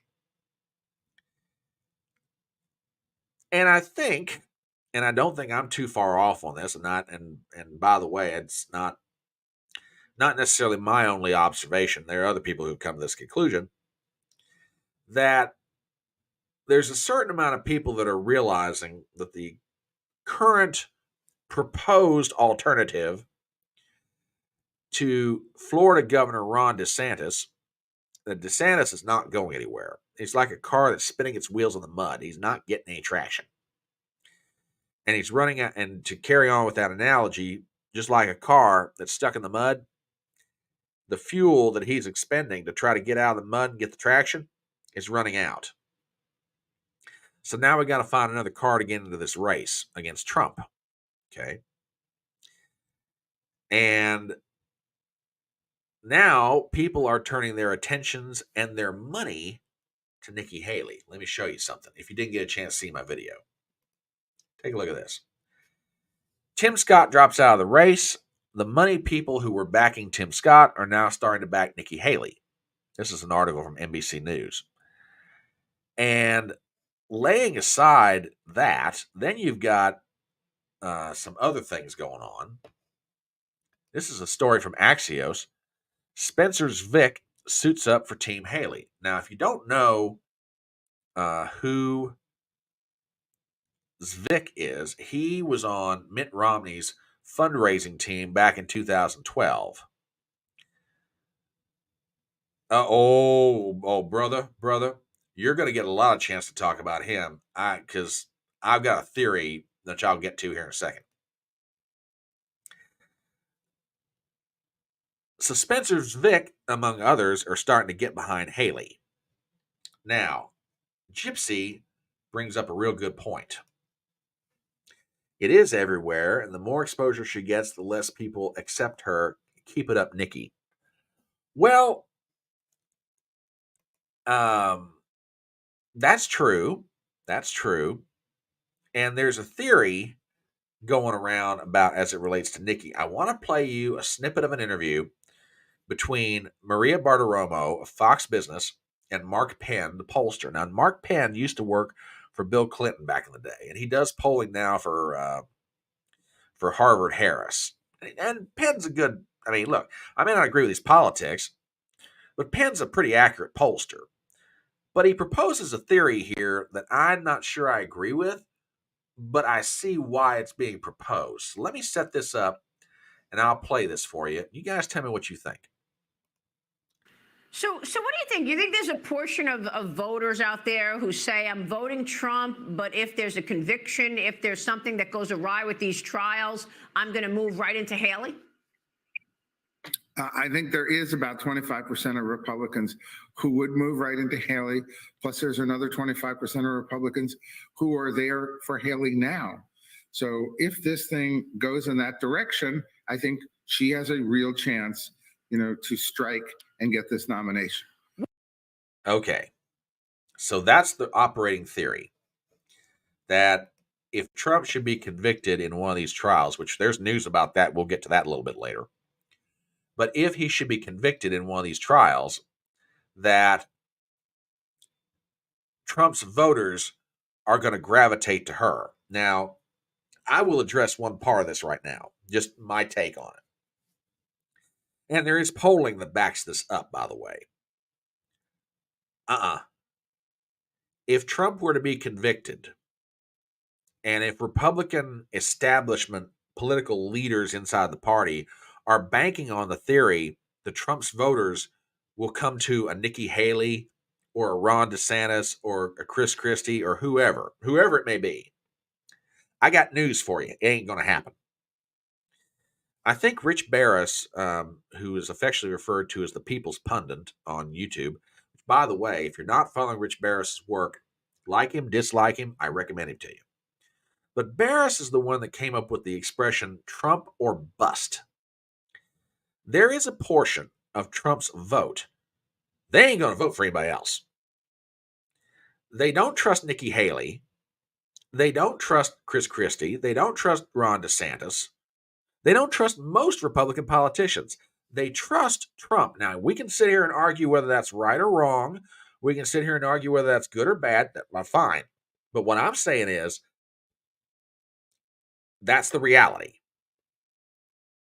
If something happens that Trump is not the Republican nominee, if you think last Tuesday night's voter turnout efforts on the part of the Republican Party were bad, I'm telling you right now, there's going to be a drop-off in vote that will give Joe Biden a re-election cruise, okay? He'll cruise to re-election.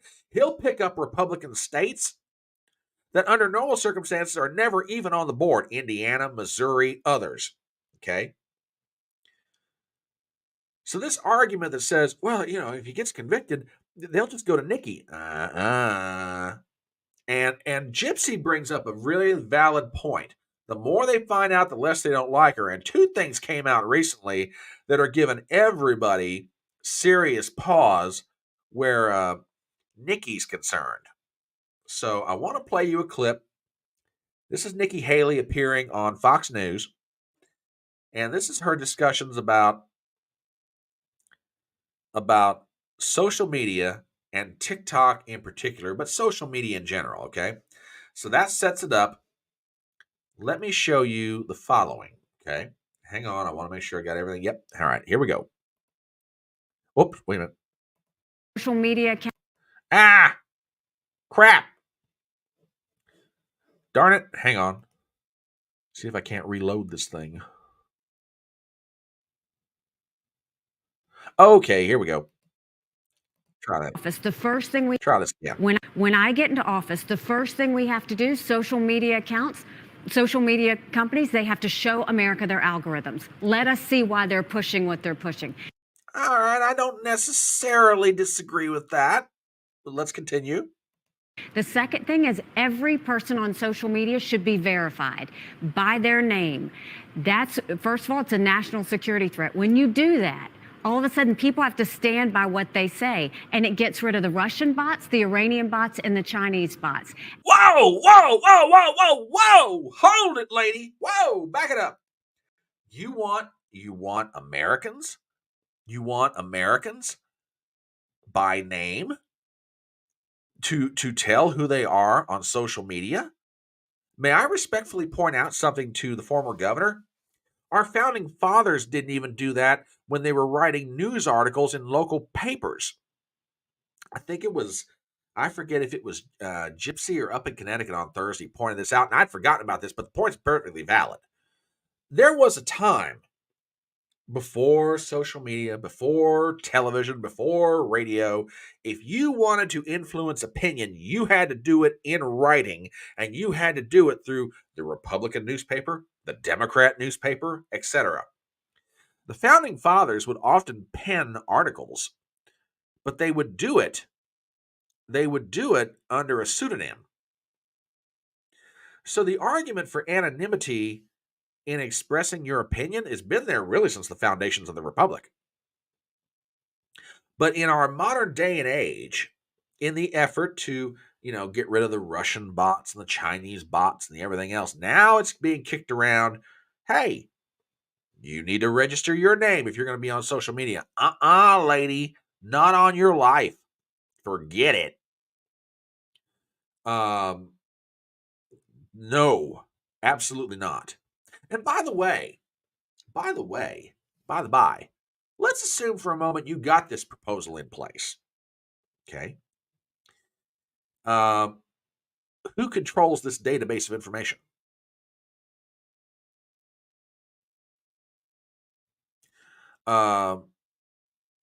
Who controls this database of information? Is it going to be the social media company themselves exclusively, or do the feds get access to it? Now, don't get me wrong. I mean, you can make the argument, and I think legitimately so right now, the feds are fully aware of where you're at on social media and what you're saying and what you're doing and everything else, okay? We can have that debate all day long. But the idea of blatantly and outright giving that information to a social media company, I'm sorry. Yeah, I got a problem with this. And you know what? Apparently I'm not the only one. Yeah, and I get it. I understand the argument. We've got these, bot farms overseas in countries that don't necessarily like us, and they're pumping stuff into social media here in the US. I get it. But I'm sorry. The whole idea that I'm going to voluntarily give my name up to a social media company and say, yeah, here I am. And here now, to a certain extent, I'm already doing that. I get it. Okay. I mean, I'm here right now on YouTube and I've got a social media channel. And I tell everybody my name and who I am. And, sometimes I'll refer to where I live and all that stuff. That's one thing, me voluntarily doing it. Social media companies mandatorily making me do it in the name of national security. Oh, I got serious problems with this. I do. But that wasn't the only thing that rankled feathers.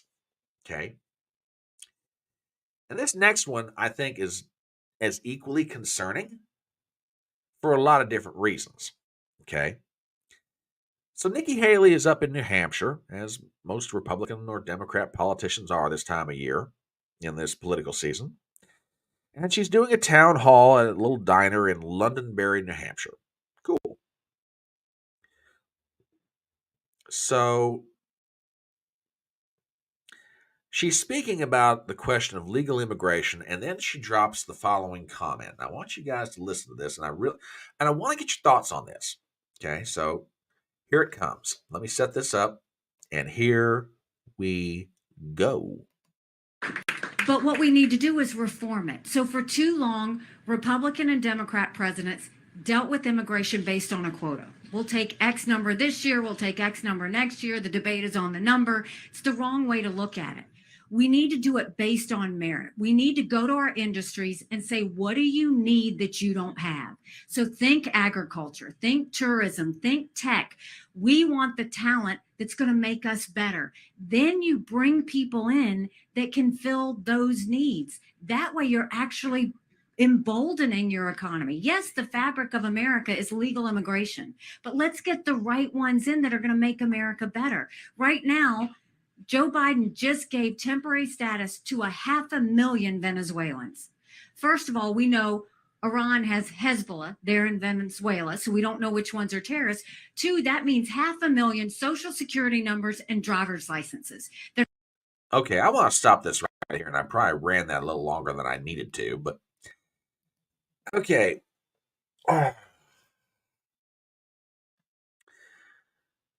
We need to go to our industries and ask them, what do you need? And we need to get the right people in here to grow our economy. I have a question, and maybe I'm looking at this from the wrong perspective, but I have a question. So let's say that I am a young, ambitious 20-something-year-old with a set of skills in a certain area, and I'm an American citizen.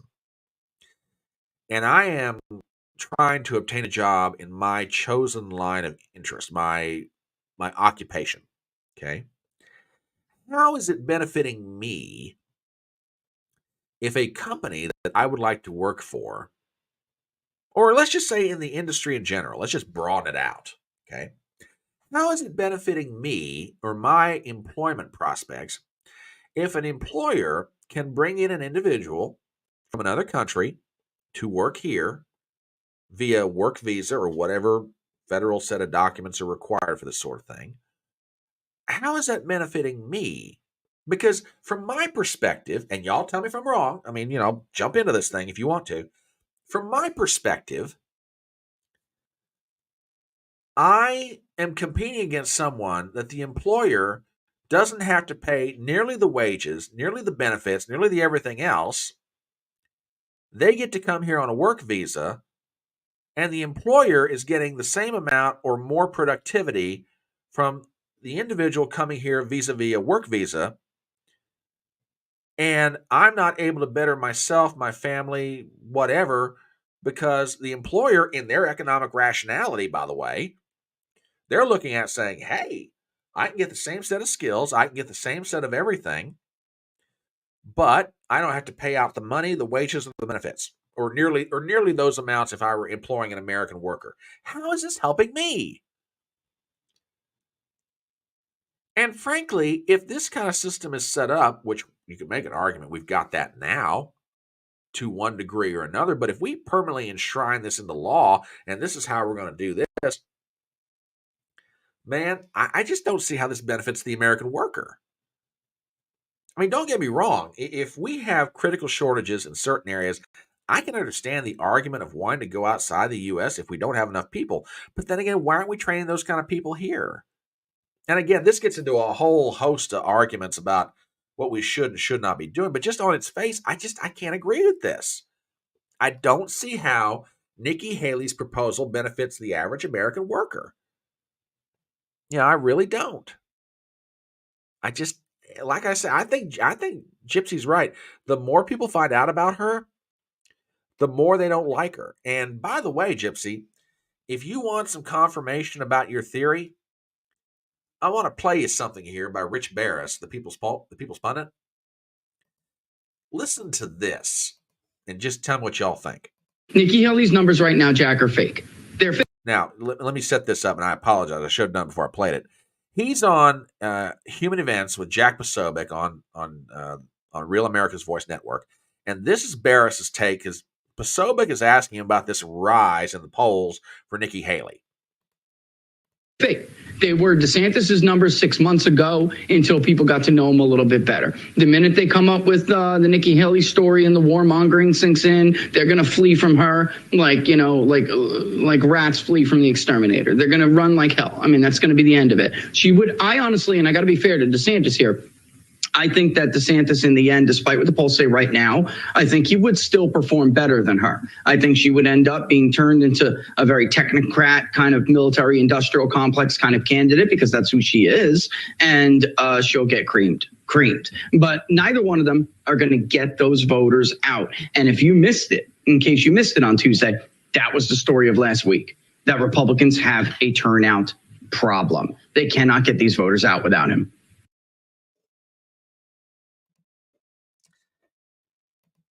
The more they find out, the more they don't like her. And there was a lot to digest in that. And we could just go through it all the blessed day long. So, yeah. Up in Connecticut says, one of my BFFs works for HR of a large company, hiring from India, as those guys will work weekends late, come in early, etc. And American kids won't. Good point. Follows up with it. One kid from Yale, calling it a mental health day. It's a nice day. And oh my God. I don't know that I would have fired the kid, but he never would have pulled that crap again.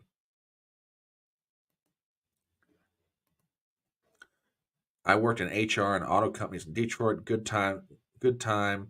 Create week. Yeah. Good points all the way around. But yes, there is a move afoot to market Nikki Haley to Republican voters. So that's what I got to say about that. So it is 10 minutes after 12, and yep, we're headed for overtime. So let me do something here that I always try to do for the sake of fairness, because I know everybody has lives. Not that I want to see any of you leave, but if you got stuff you got to do, I get it, because we're going to blow past 12:30 here. I know that, and I usually try and keep this to right around 2 hours. But there is just so much going on right now; it's got to get talked about. So if you gotta do what you got to do, I get it. But we're going to definitely blow past 12:30 here. So we're on YouTube, we're on Rumble, we're on Twitter. My name is Brian Trippett. I'm the Front Porch Conservative. This is Front Porch Brunch, and yeah, we're gonna definitely be seeing all. We're going past 12:30, and let me pop some comments up here talking about Nixie. Not going to work. I don't know. Anyone can? Yeah, buddy, I can see that being the case. There's a certain flintiness to Connecticut that, yeah, her personality and her idea ain't going to work.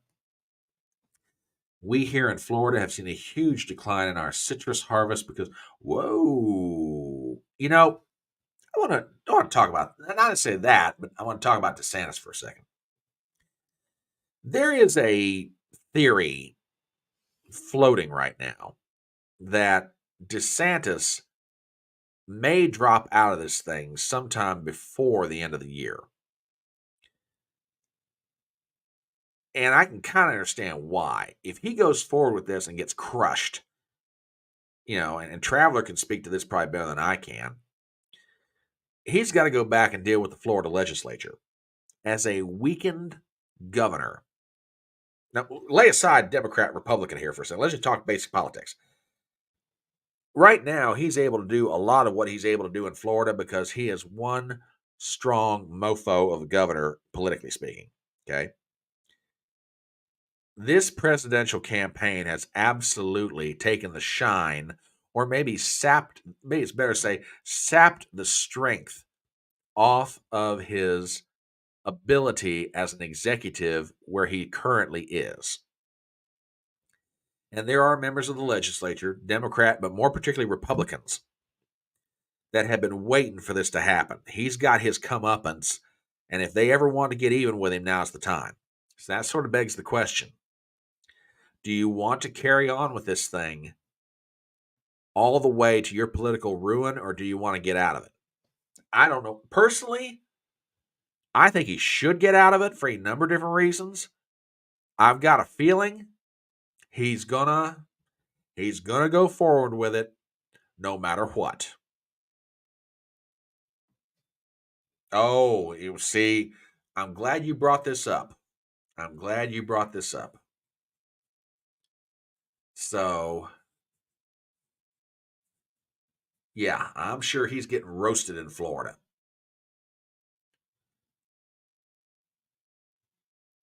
That's good. That's good. I tell you what, Mackinac Island is a place I would love to visit. It's one of those. Ever since I watched the film Somewhere in Time with Christopher Reeve and Jane Seymour, oh, I want to go to Mackinac Island so stinking bad. Just an amazing place. Yeah, I'm a nerd. Sue me.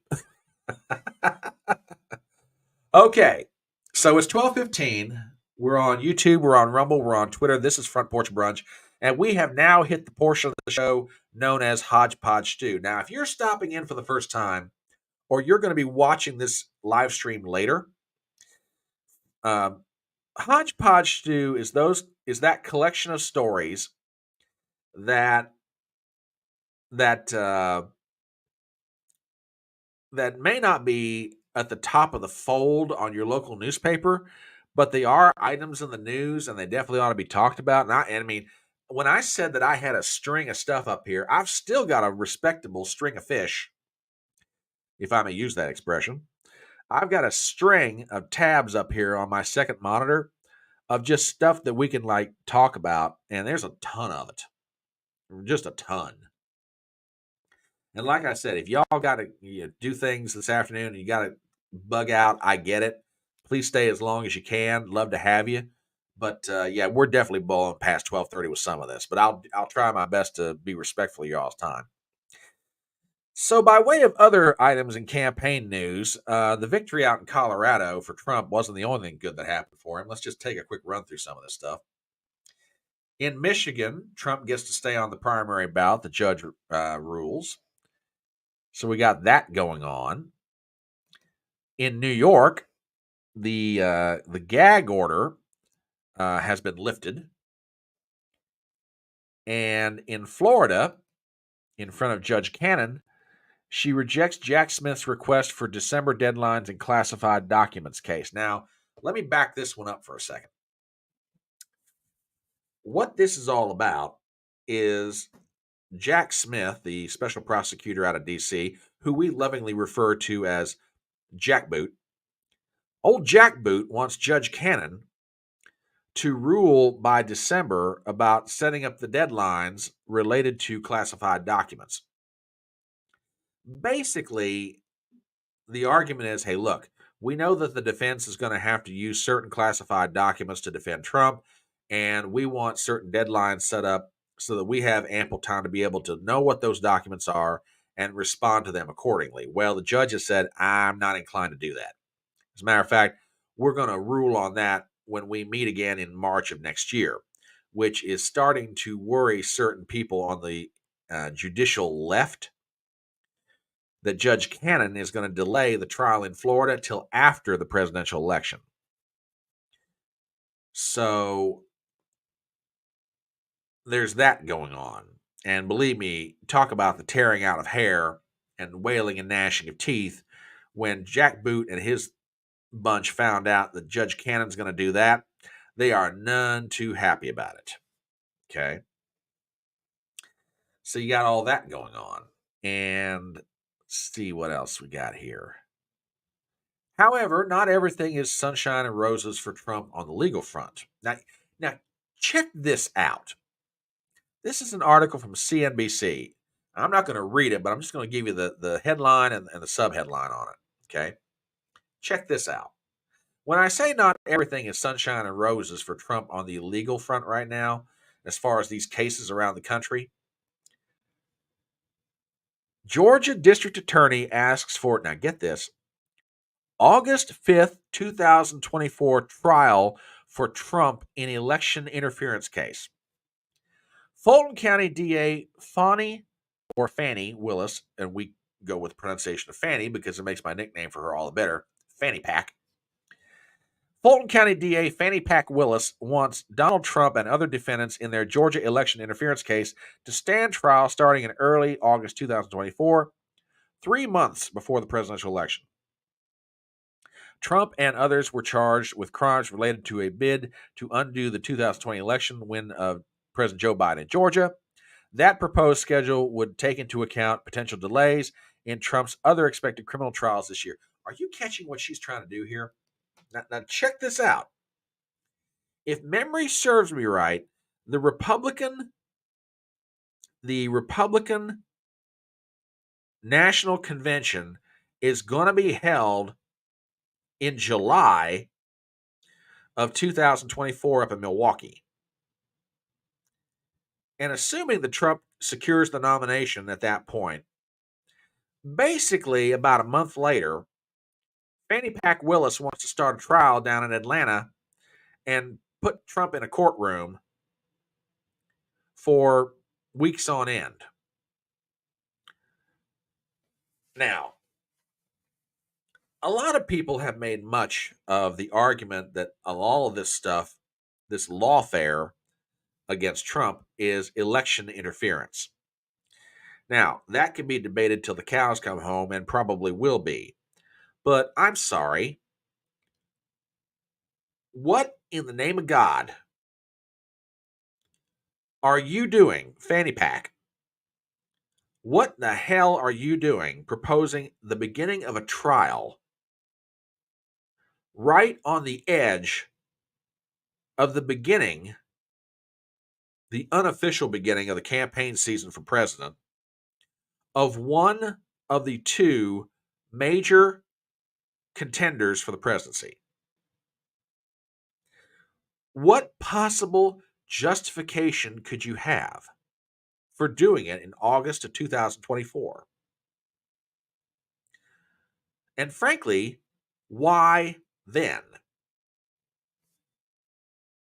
I'm sorry. I think that's a legitimate question. Why August 2024? You're less than, let's see, September, October. You're basically 2.5 months away from the election for president. And you're going to put Trump on trial? Seriously? I'm sorry. People can disagree with me if they want to, and God knows they can, and they probably will. But if this isn't the biggest example of what election interference looks like, I don't know what is. Because anybody else, regardless of what you think of Trump, regardless whether you like him or not, etc., would look at it and say, look, he's a presidential candidate. There's no way that I should hold this. I mean, even the Department of Justice has a policy that says, look, after Labor Day, we don't do anything in the way of criminal stuff because it has the potential to affect the presidential election. Well, if the feds have that policy in place on most things, then why is this DA in Atlanta trying to undo that? Just some food for thought. But interestingly enough,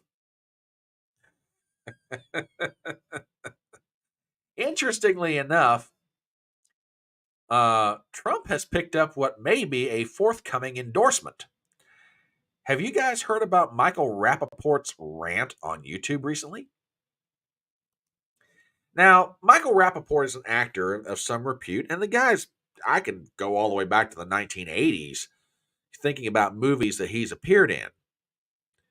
Good actor. Okay. Don't agree with it. Oh, you haven't heard about this? Oh, you got to see this. Now, apparently, Michael Rappaport has his own YouTube channel. Okay, fine. And he posts videos to it on a regular basis, telling his thoughts about certain issues that are going on. And he posted a 13-minute video a few days ago with it giving his thoughts about the whole Israel-Hamas situation. And toward the end of it, he said something that is making the rounds on social media. Now, I will give you the disclaimer up front. He uses certain language in this that, be advised, this is not Marcus of Queensberry language. So if certain words and phrases offend you, be advised up front, he will use them in this 30-second clip. I have no way to bleep it out, just saying, or I could, but it'd be more complicated than what it were, just go through it.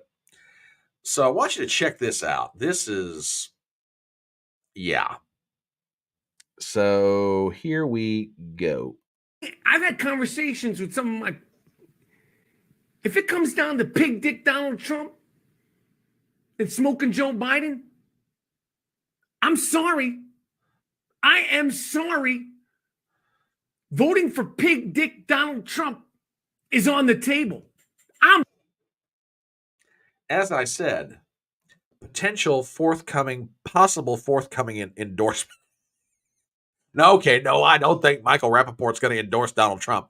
But this is a phenomenon that I'm seeing, and I think all of you in one form or another are seeing from all over the place. I think it was Gypsy who said that up in Michigan, there are Democrats that she's talking to or she's come across. And Gypsy, if I'm wrong about this, correct me, because it might have been somebody else, whoever it was, that, these are Democrats. They're saying, yeah, I'm voting for Trump. You're seeing people, and Michael Rappaport, by the way, is no friend of Donald Trump in any way, shape, or form. No, that's true. That fair point. Fair point.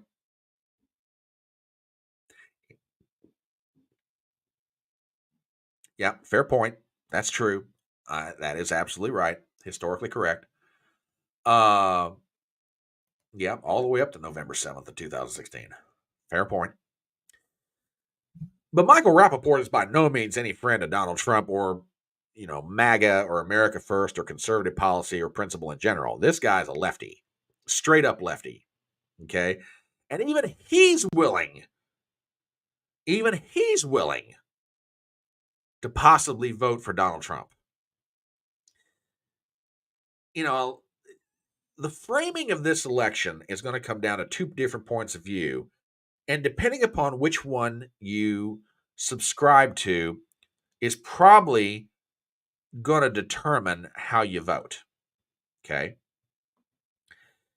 If on the one hand, you think that Donald Trump is a threat to American democracy and he's an insurrectionist and he tweets mean things and is crass and is this and is that, you're probably going to vote for Joe Biden or some alternative. Jill Stein, RFK Jr., Cornel West, maybe Joe Manchin if he gets into this thing, etc. If on the other hand, you're doing a comparison of 2 4-year periods in American history and a comparison of the two men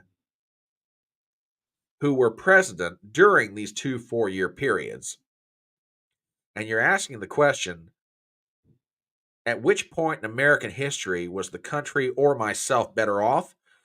Odds are you're probably going to vote for Trump.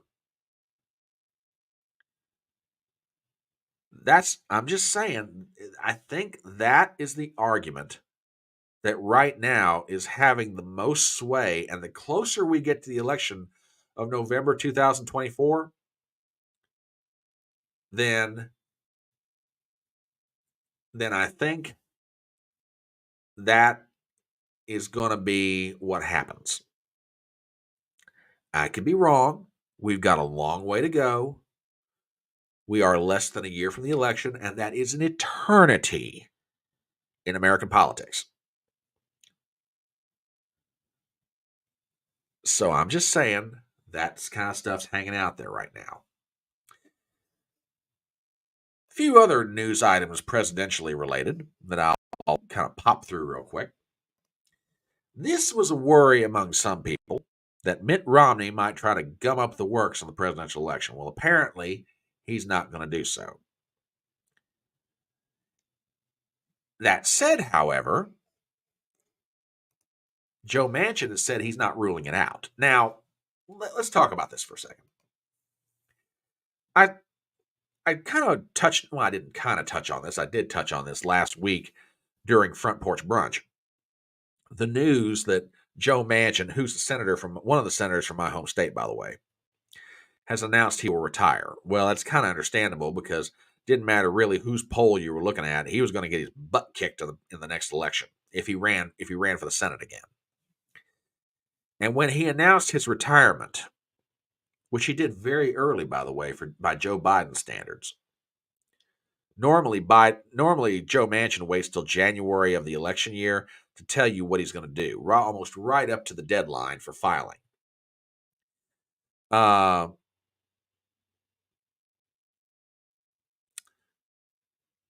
People started speculating, is Joe Manchin going to be drafted by the No Labels Party to run for president? Well, when he announced that he was retiring, he said he would be traveling the country talking to people in the middle and see if there's a groundswell of voters that want to affect a change.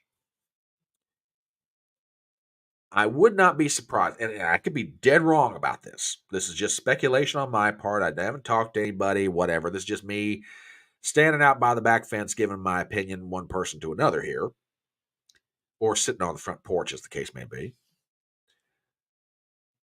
Me sitting on the front porch, my perspective, I got a feeling he's going to be drafted by the No Labels Party. Joe Manchin will probably be their presidential candidate, with maybe Larry Hogan or somebody else being the Veep. Just saying. So that's going on.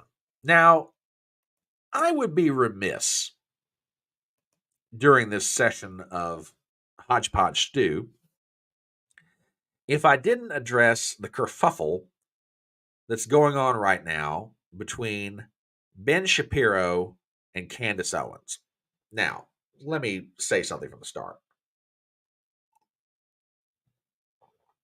As a general rule of thumb, I don't necessarily like getting into somebody else's drama. Okay? And this is about as interpersonal drama as it gets. I mean, the stuff with Tim Burchett and Kevin McCarthy, these are elected officials to the Congress, And okay, it's funny, not funny, and ought to be commented on. This kind of stuff going on between Shapiro and Candace Owens. This is kind of like coworkers, I don't. You move my stapler 2 inches to the right. No, I wanted it 2 inches to the left. No, it's 2 inches to the right. But the way this went down and what it's about and how one side of this conducted themselves,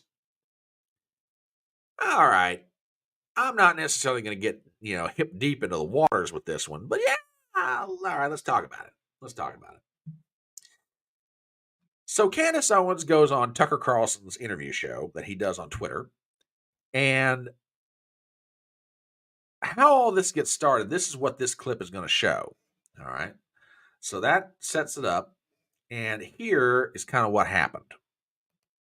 That's usually a tell. And speaking of, so I was out of the country yesterday and didn't have adequate internet access on the plane to really follow this. And I don't understand the context exactly, but the internet was dominated yesterday by video of Ben Shapiro, who you work with at the Daily Wire, I think it's fair to say, attacking you. Here's the video. I just want to get your reaction to it. Yes, the question is about Candace Owens. I think her behavior during this has been disgraceful. Without a doubt.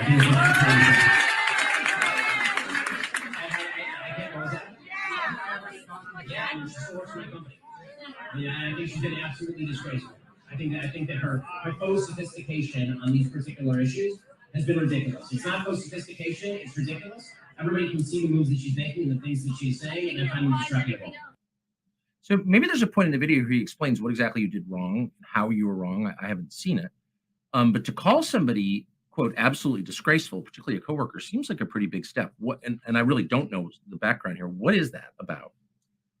There isn't much of a background. I saw the video when everybody else saw it when I woke up. No one warned you about it. Nobody warned me about it. It looks like maybe he didn't know he was being recorded. It looks like it was some sort of a private event. I got no clarity on the issue that he was particularly speaking on. And in what was said, I can't respond to it beyond what he's saying because it's just ad hominem attacks. I don't know. Yeah, because it's not, we disagree, or Yeah. I don't think she's correct, or maybe she doesn't know what she's talking about. It's absolutely disgraceful. Yeah, exactly. And so I can't respond to it on a level of intellect because there's nothing that he has expressed in that, at least in that short clip, that he fundamentally disagrees with in terms of. Okay. That sets up some of the background of this. And the next clip I want to play is a little bit further into that interview.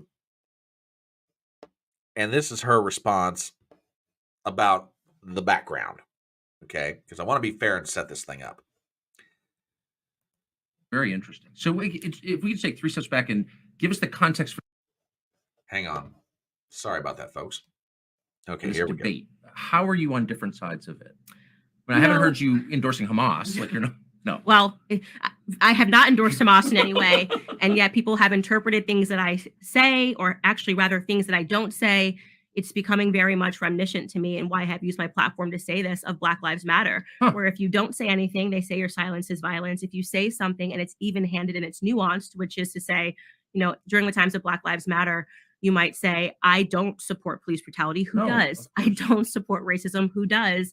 But also, I think that police are a crucial part of every city. We need to have policing in cities. So these calls to defund the police are immoral and wrong and are going to lead to more Black deaths. People didn't want that nuance. When following George Floyd, there was no nuance. You had to explicitly say defund the police. You had to post a Black square. If you didn't post a Black square on Instagram, by the way, specifically on the platform of Instagram, and you maybe were busy that day, maybe you were in another country, maybe you just didn't log on to Instagram, you were accused of being a racist.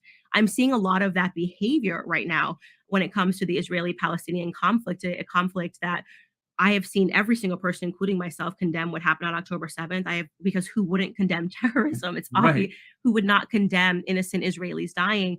But if you then say that it is also sad when an innocent Palestinian child dies, suddenly this is pro-Hamas, or you need to say, even when you're talking about how sad it is that a child dies, you need to button that statement by saying, but that child was a human shield. That's not going to be my response. First off, as a mother, that's not going to be my response as somebody who is about to give birth when I see these images of children involved on both sides of the conflict. I've pointed to the people that are mocking dead Israeli children and said that they are horrific. I am even keel on this matter, and yet people think that you need to be extreme. So people that have become more radical and extreme are perceiving a moderate stance as not enough. And Okay, I want to stop it right there. I want to try and give as full a context toward this as I possibly could. I'm not necessarily going to get into the whole Israel versus Hamas thing. I think everybody kind of knows my opinion on this. Okay. This to me is kind of interesting from a couple of different angles. Okay. Here you have two individuals of differing opinions about the whole Israel versus Hamas issue. Okay.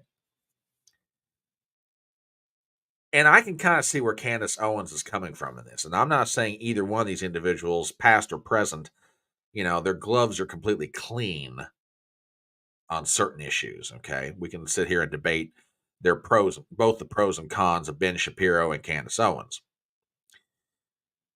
But I can kind of see where Candace Owens is coming from. I make a statement that says, I don't want the children of Israelis killed. And I think it's also horrible when the children of Palestinians are killed and somehow I'm being attacked as being pro-Hamas. No, you're just saying you don't want to see children on either side of this thing killed. Ben Shapiro comes along because of his faith, because of his beliefs, because of everything else, and just absolutely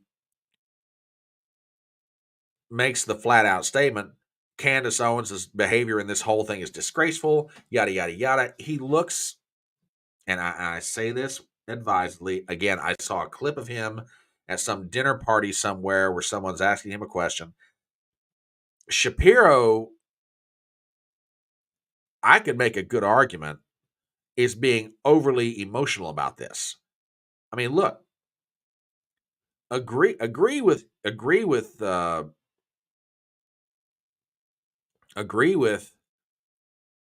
Candace Owens, disagree with her. Okay, fine.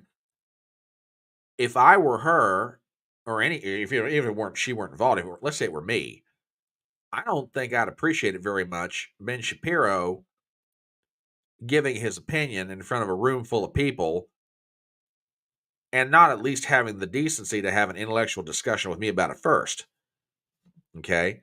I get the feeling, just from what I'm watching, that she got blindsided. As a matter of fact, she said, no one warned me this video was coming. Now, is anyone under the obligation to have to do that? No, not necessarily.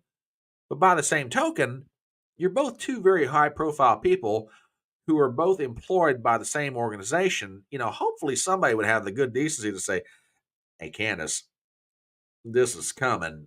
I'm just warning you. I don't know what's all behind it. Don't know if Ben's talked to you about it, but just saying this is kind of hanging out there.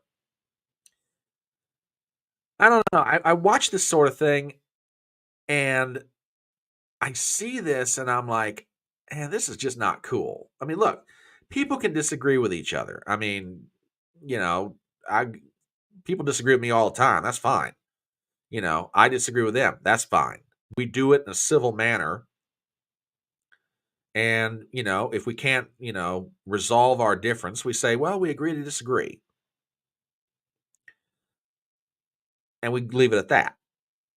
From my perspective, and again, this is just me sitting on my front porch talking about it, I think Shapiro here is just going a little over the line. They really are. Yeah, and I get it. I get it, Gypsy. I get it. About the USA as they do about foreign countries. I get it. Totally. Totally get it. It's totally messed up. International community allowed Hamas as an organization assuming roles in Gaza like run the school. Yeah, no kidding. No kidding.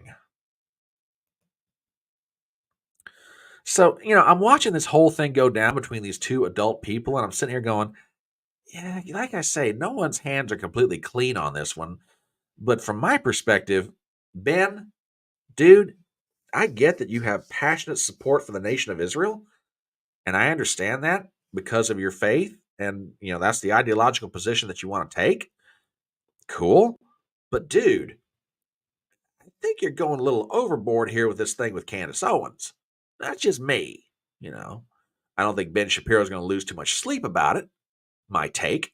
But that's where I'm coming down on this thing. I just like, I don't know, man. Not cool. Not cool at all.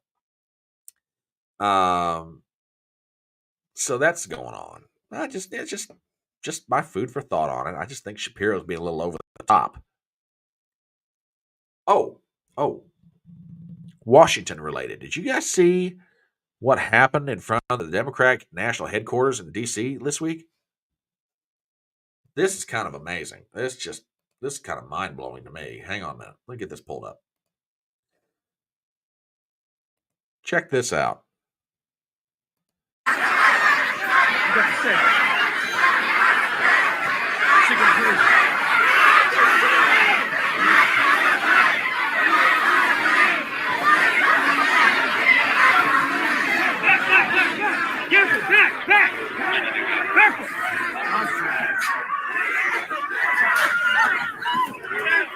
Oh shit! Someone got thrown. People getting thrown down the stairs. People getting thrown down the stairs. Yo. Okay, I want to play you one more clip. And this is a young lady who was there at the event. Listen to this. Inside the Democratic Party headquarters because this party claims to be on the side of life and peace and equality, and we're saying that we want them to live up to their values and oppose this horrific war and call for a ceasefire now, and we're being responded to by the police shoving anti-war activists down the stairs, shoving peaceful protesters back with their bikes, and because our party that 80% of us want a ceasefire, would rather beat up protesters. Hold on, keep it one second.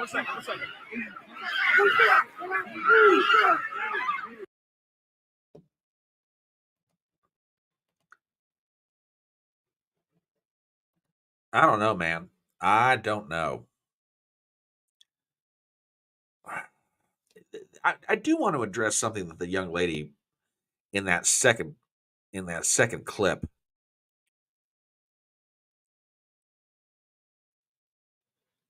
The Democrats are calling for a ceasefire. They're using the phrase humanitarian pause, but that's basically what it amounts to. This kind of video, when I watch this sort of thing, and I'd like to know what you guys think about this. There is a generational divide right now inside the left in this country on the question of Israel. And like I say, when it comes to Israel, there's all kinds of takes that people can have. Should we be supporting them as heavily as we do? Do they have too much influence on American policy? Etc. But they are our ally in the Middle East. We can sit here and make an argument what kind of ally they are.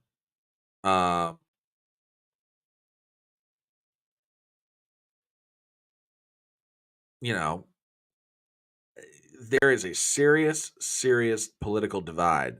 Well, not just political either. It's ideological. There's a serious ideological divide right now on the left where the nation of Israel is concerned and support for it. Yeah, you guys bring up some really good points. Good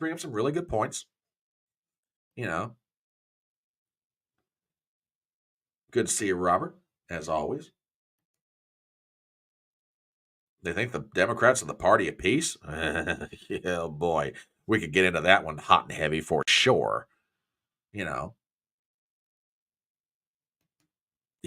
It is. It's kind of, her comments are kind of scary in one sense too. And not just the comments, some of what's going on social media. Here's something for you that when I heard this one, it kind of blew my mind. Did you guys know that Osama bin Laden's letter from 2002, his letter to America, is now being circulated on TikTok? This one just blew my mind. Absolutely blew my mind. Let's see, who wrote this? Alana Mastrangelo. Young Americans have been going viral on the Japanese app TikTok, sympathizing with Osama bin Laden and recirculating his 2002 letter in which the terrorist leader tries to justify the mass murder of Americans on September 11th. Osama bin Laden's letter to America went viral on China's TikTok this week among a new generation whose members were either born after September 11, 2001, or were not old enough to remember the terrorist attacks on American soil. Oh, Lord. Are these... what is that? TikTok influencers Florin Vuitton and Alicia Alonso. Moments like that, I get frightened for America. But anyway, amid the public debate on the Israel-Hamas war, young people are defending bin Laden for his opposition to America's support for Israel. Videos on this topic have already garnered at least 14 million views. Quote, I'm not about to sit here and act like bin Laden's just the worst person in the world when America has literally been terrorizing people since the beginning of history. Wow. Wow. Terrorizing people since the beginning of history. God bless, that's amazing. What else have we got here? Quote, America is literally built on terrorizing people, the TikTok user continued, when what's his name, fucking whatever the guy's name is that discovered America, Christopher Columbus, and found the land. He lied. Put yourself in their shoes. 3,000 people died on 9/11 compared to the millions of Americans that Americans have killed in Palestine. Unbelievable.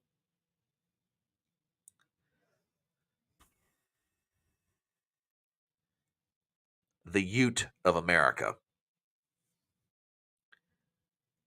Put yourself in their shoes. 3,000 people died on 9/11 compared to millions that Americans have killed in Palestine.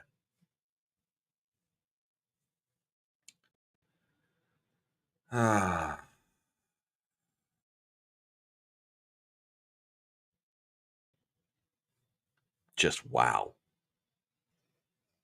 I don't even know what to say to that. Don't even know what to say.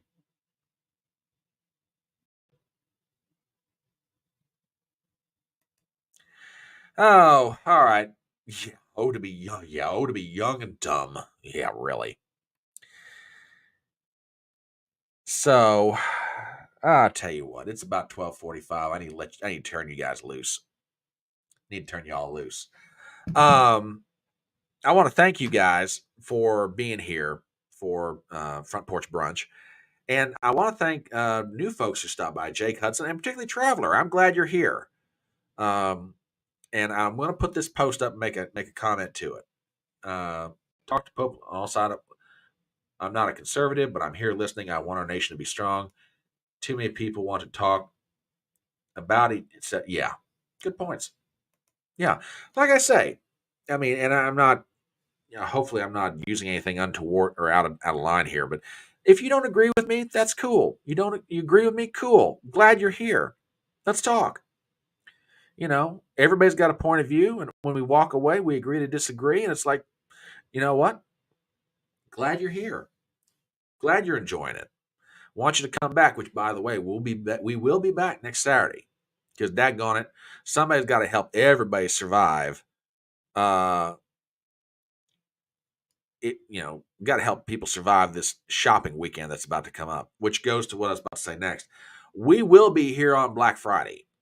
We will be doing a video for Black Friday, or not a video. We'll be doing a live stream because, for those who are out there trying to survive the holiday shopping season that will start in earnest just as soon as we all clean up the kitchen from Thanksgiving.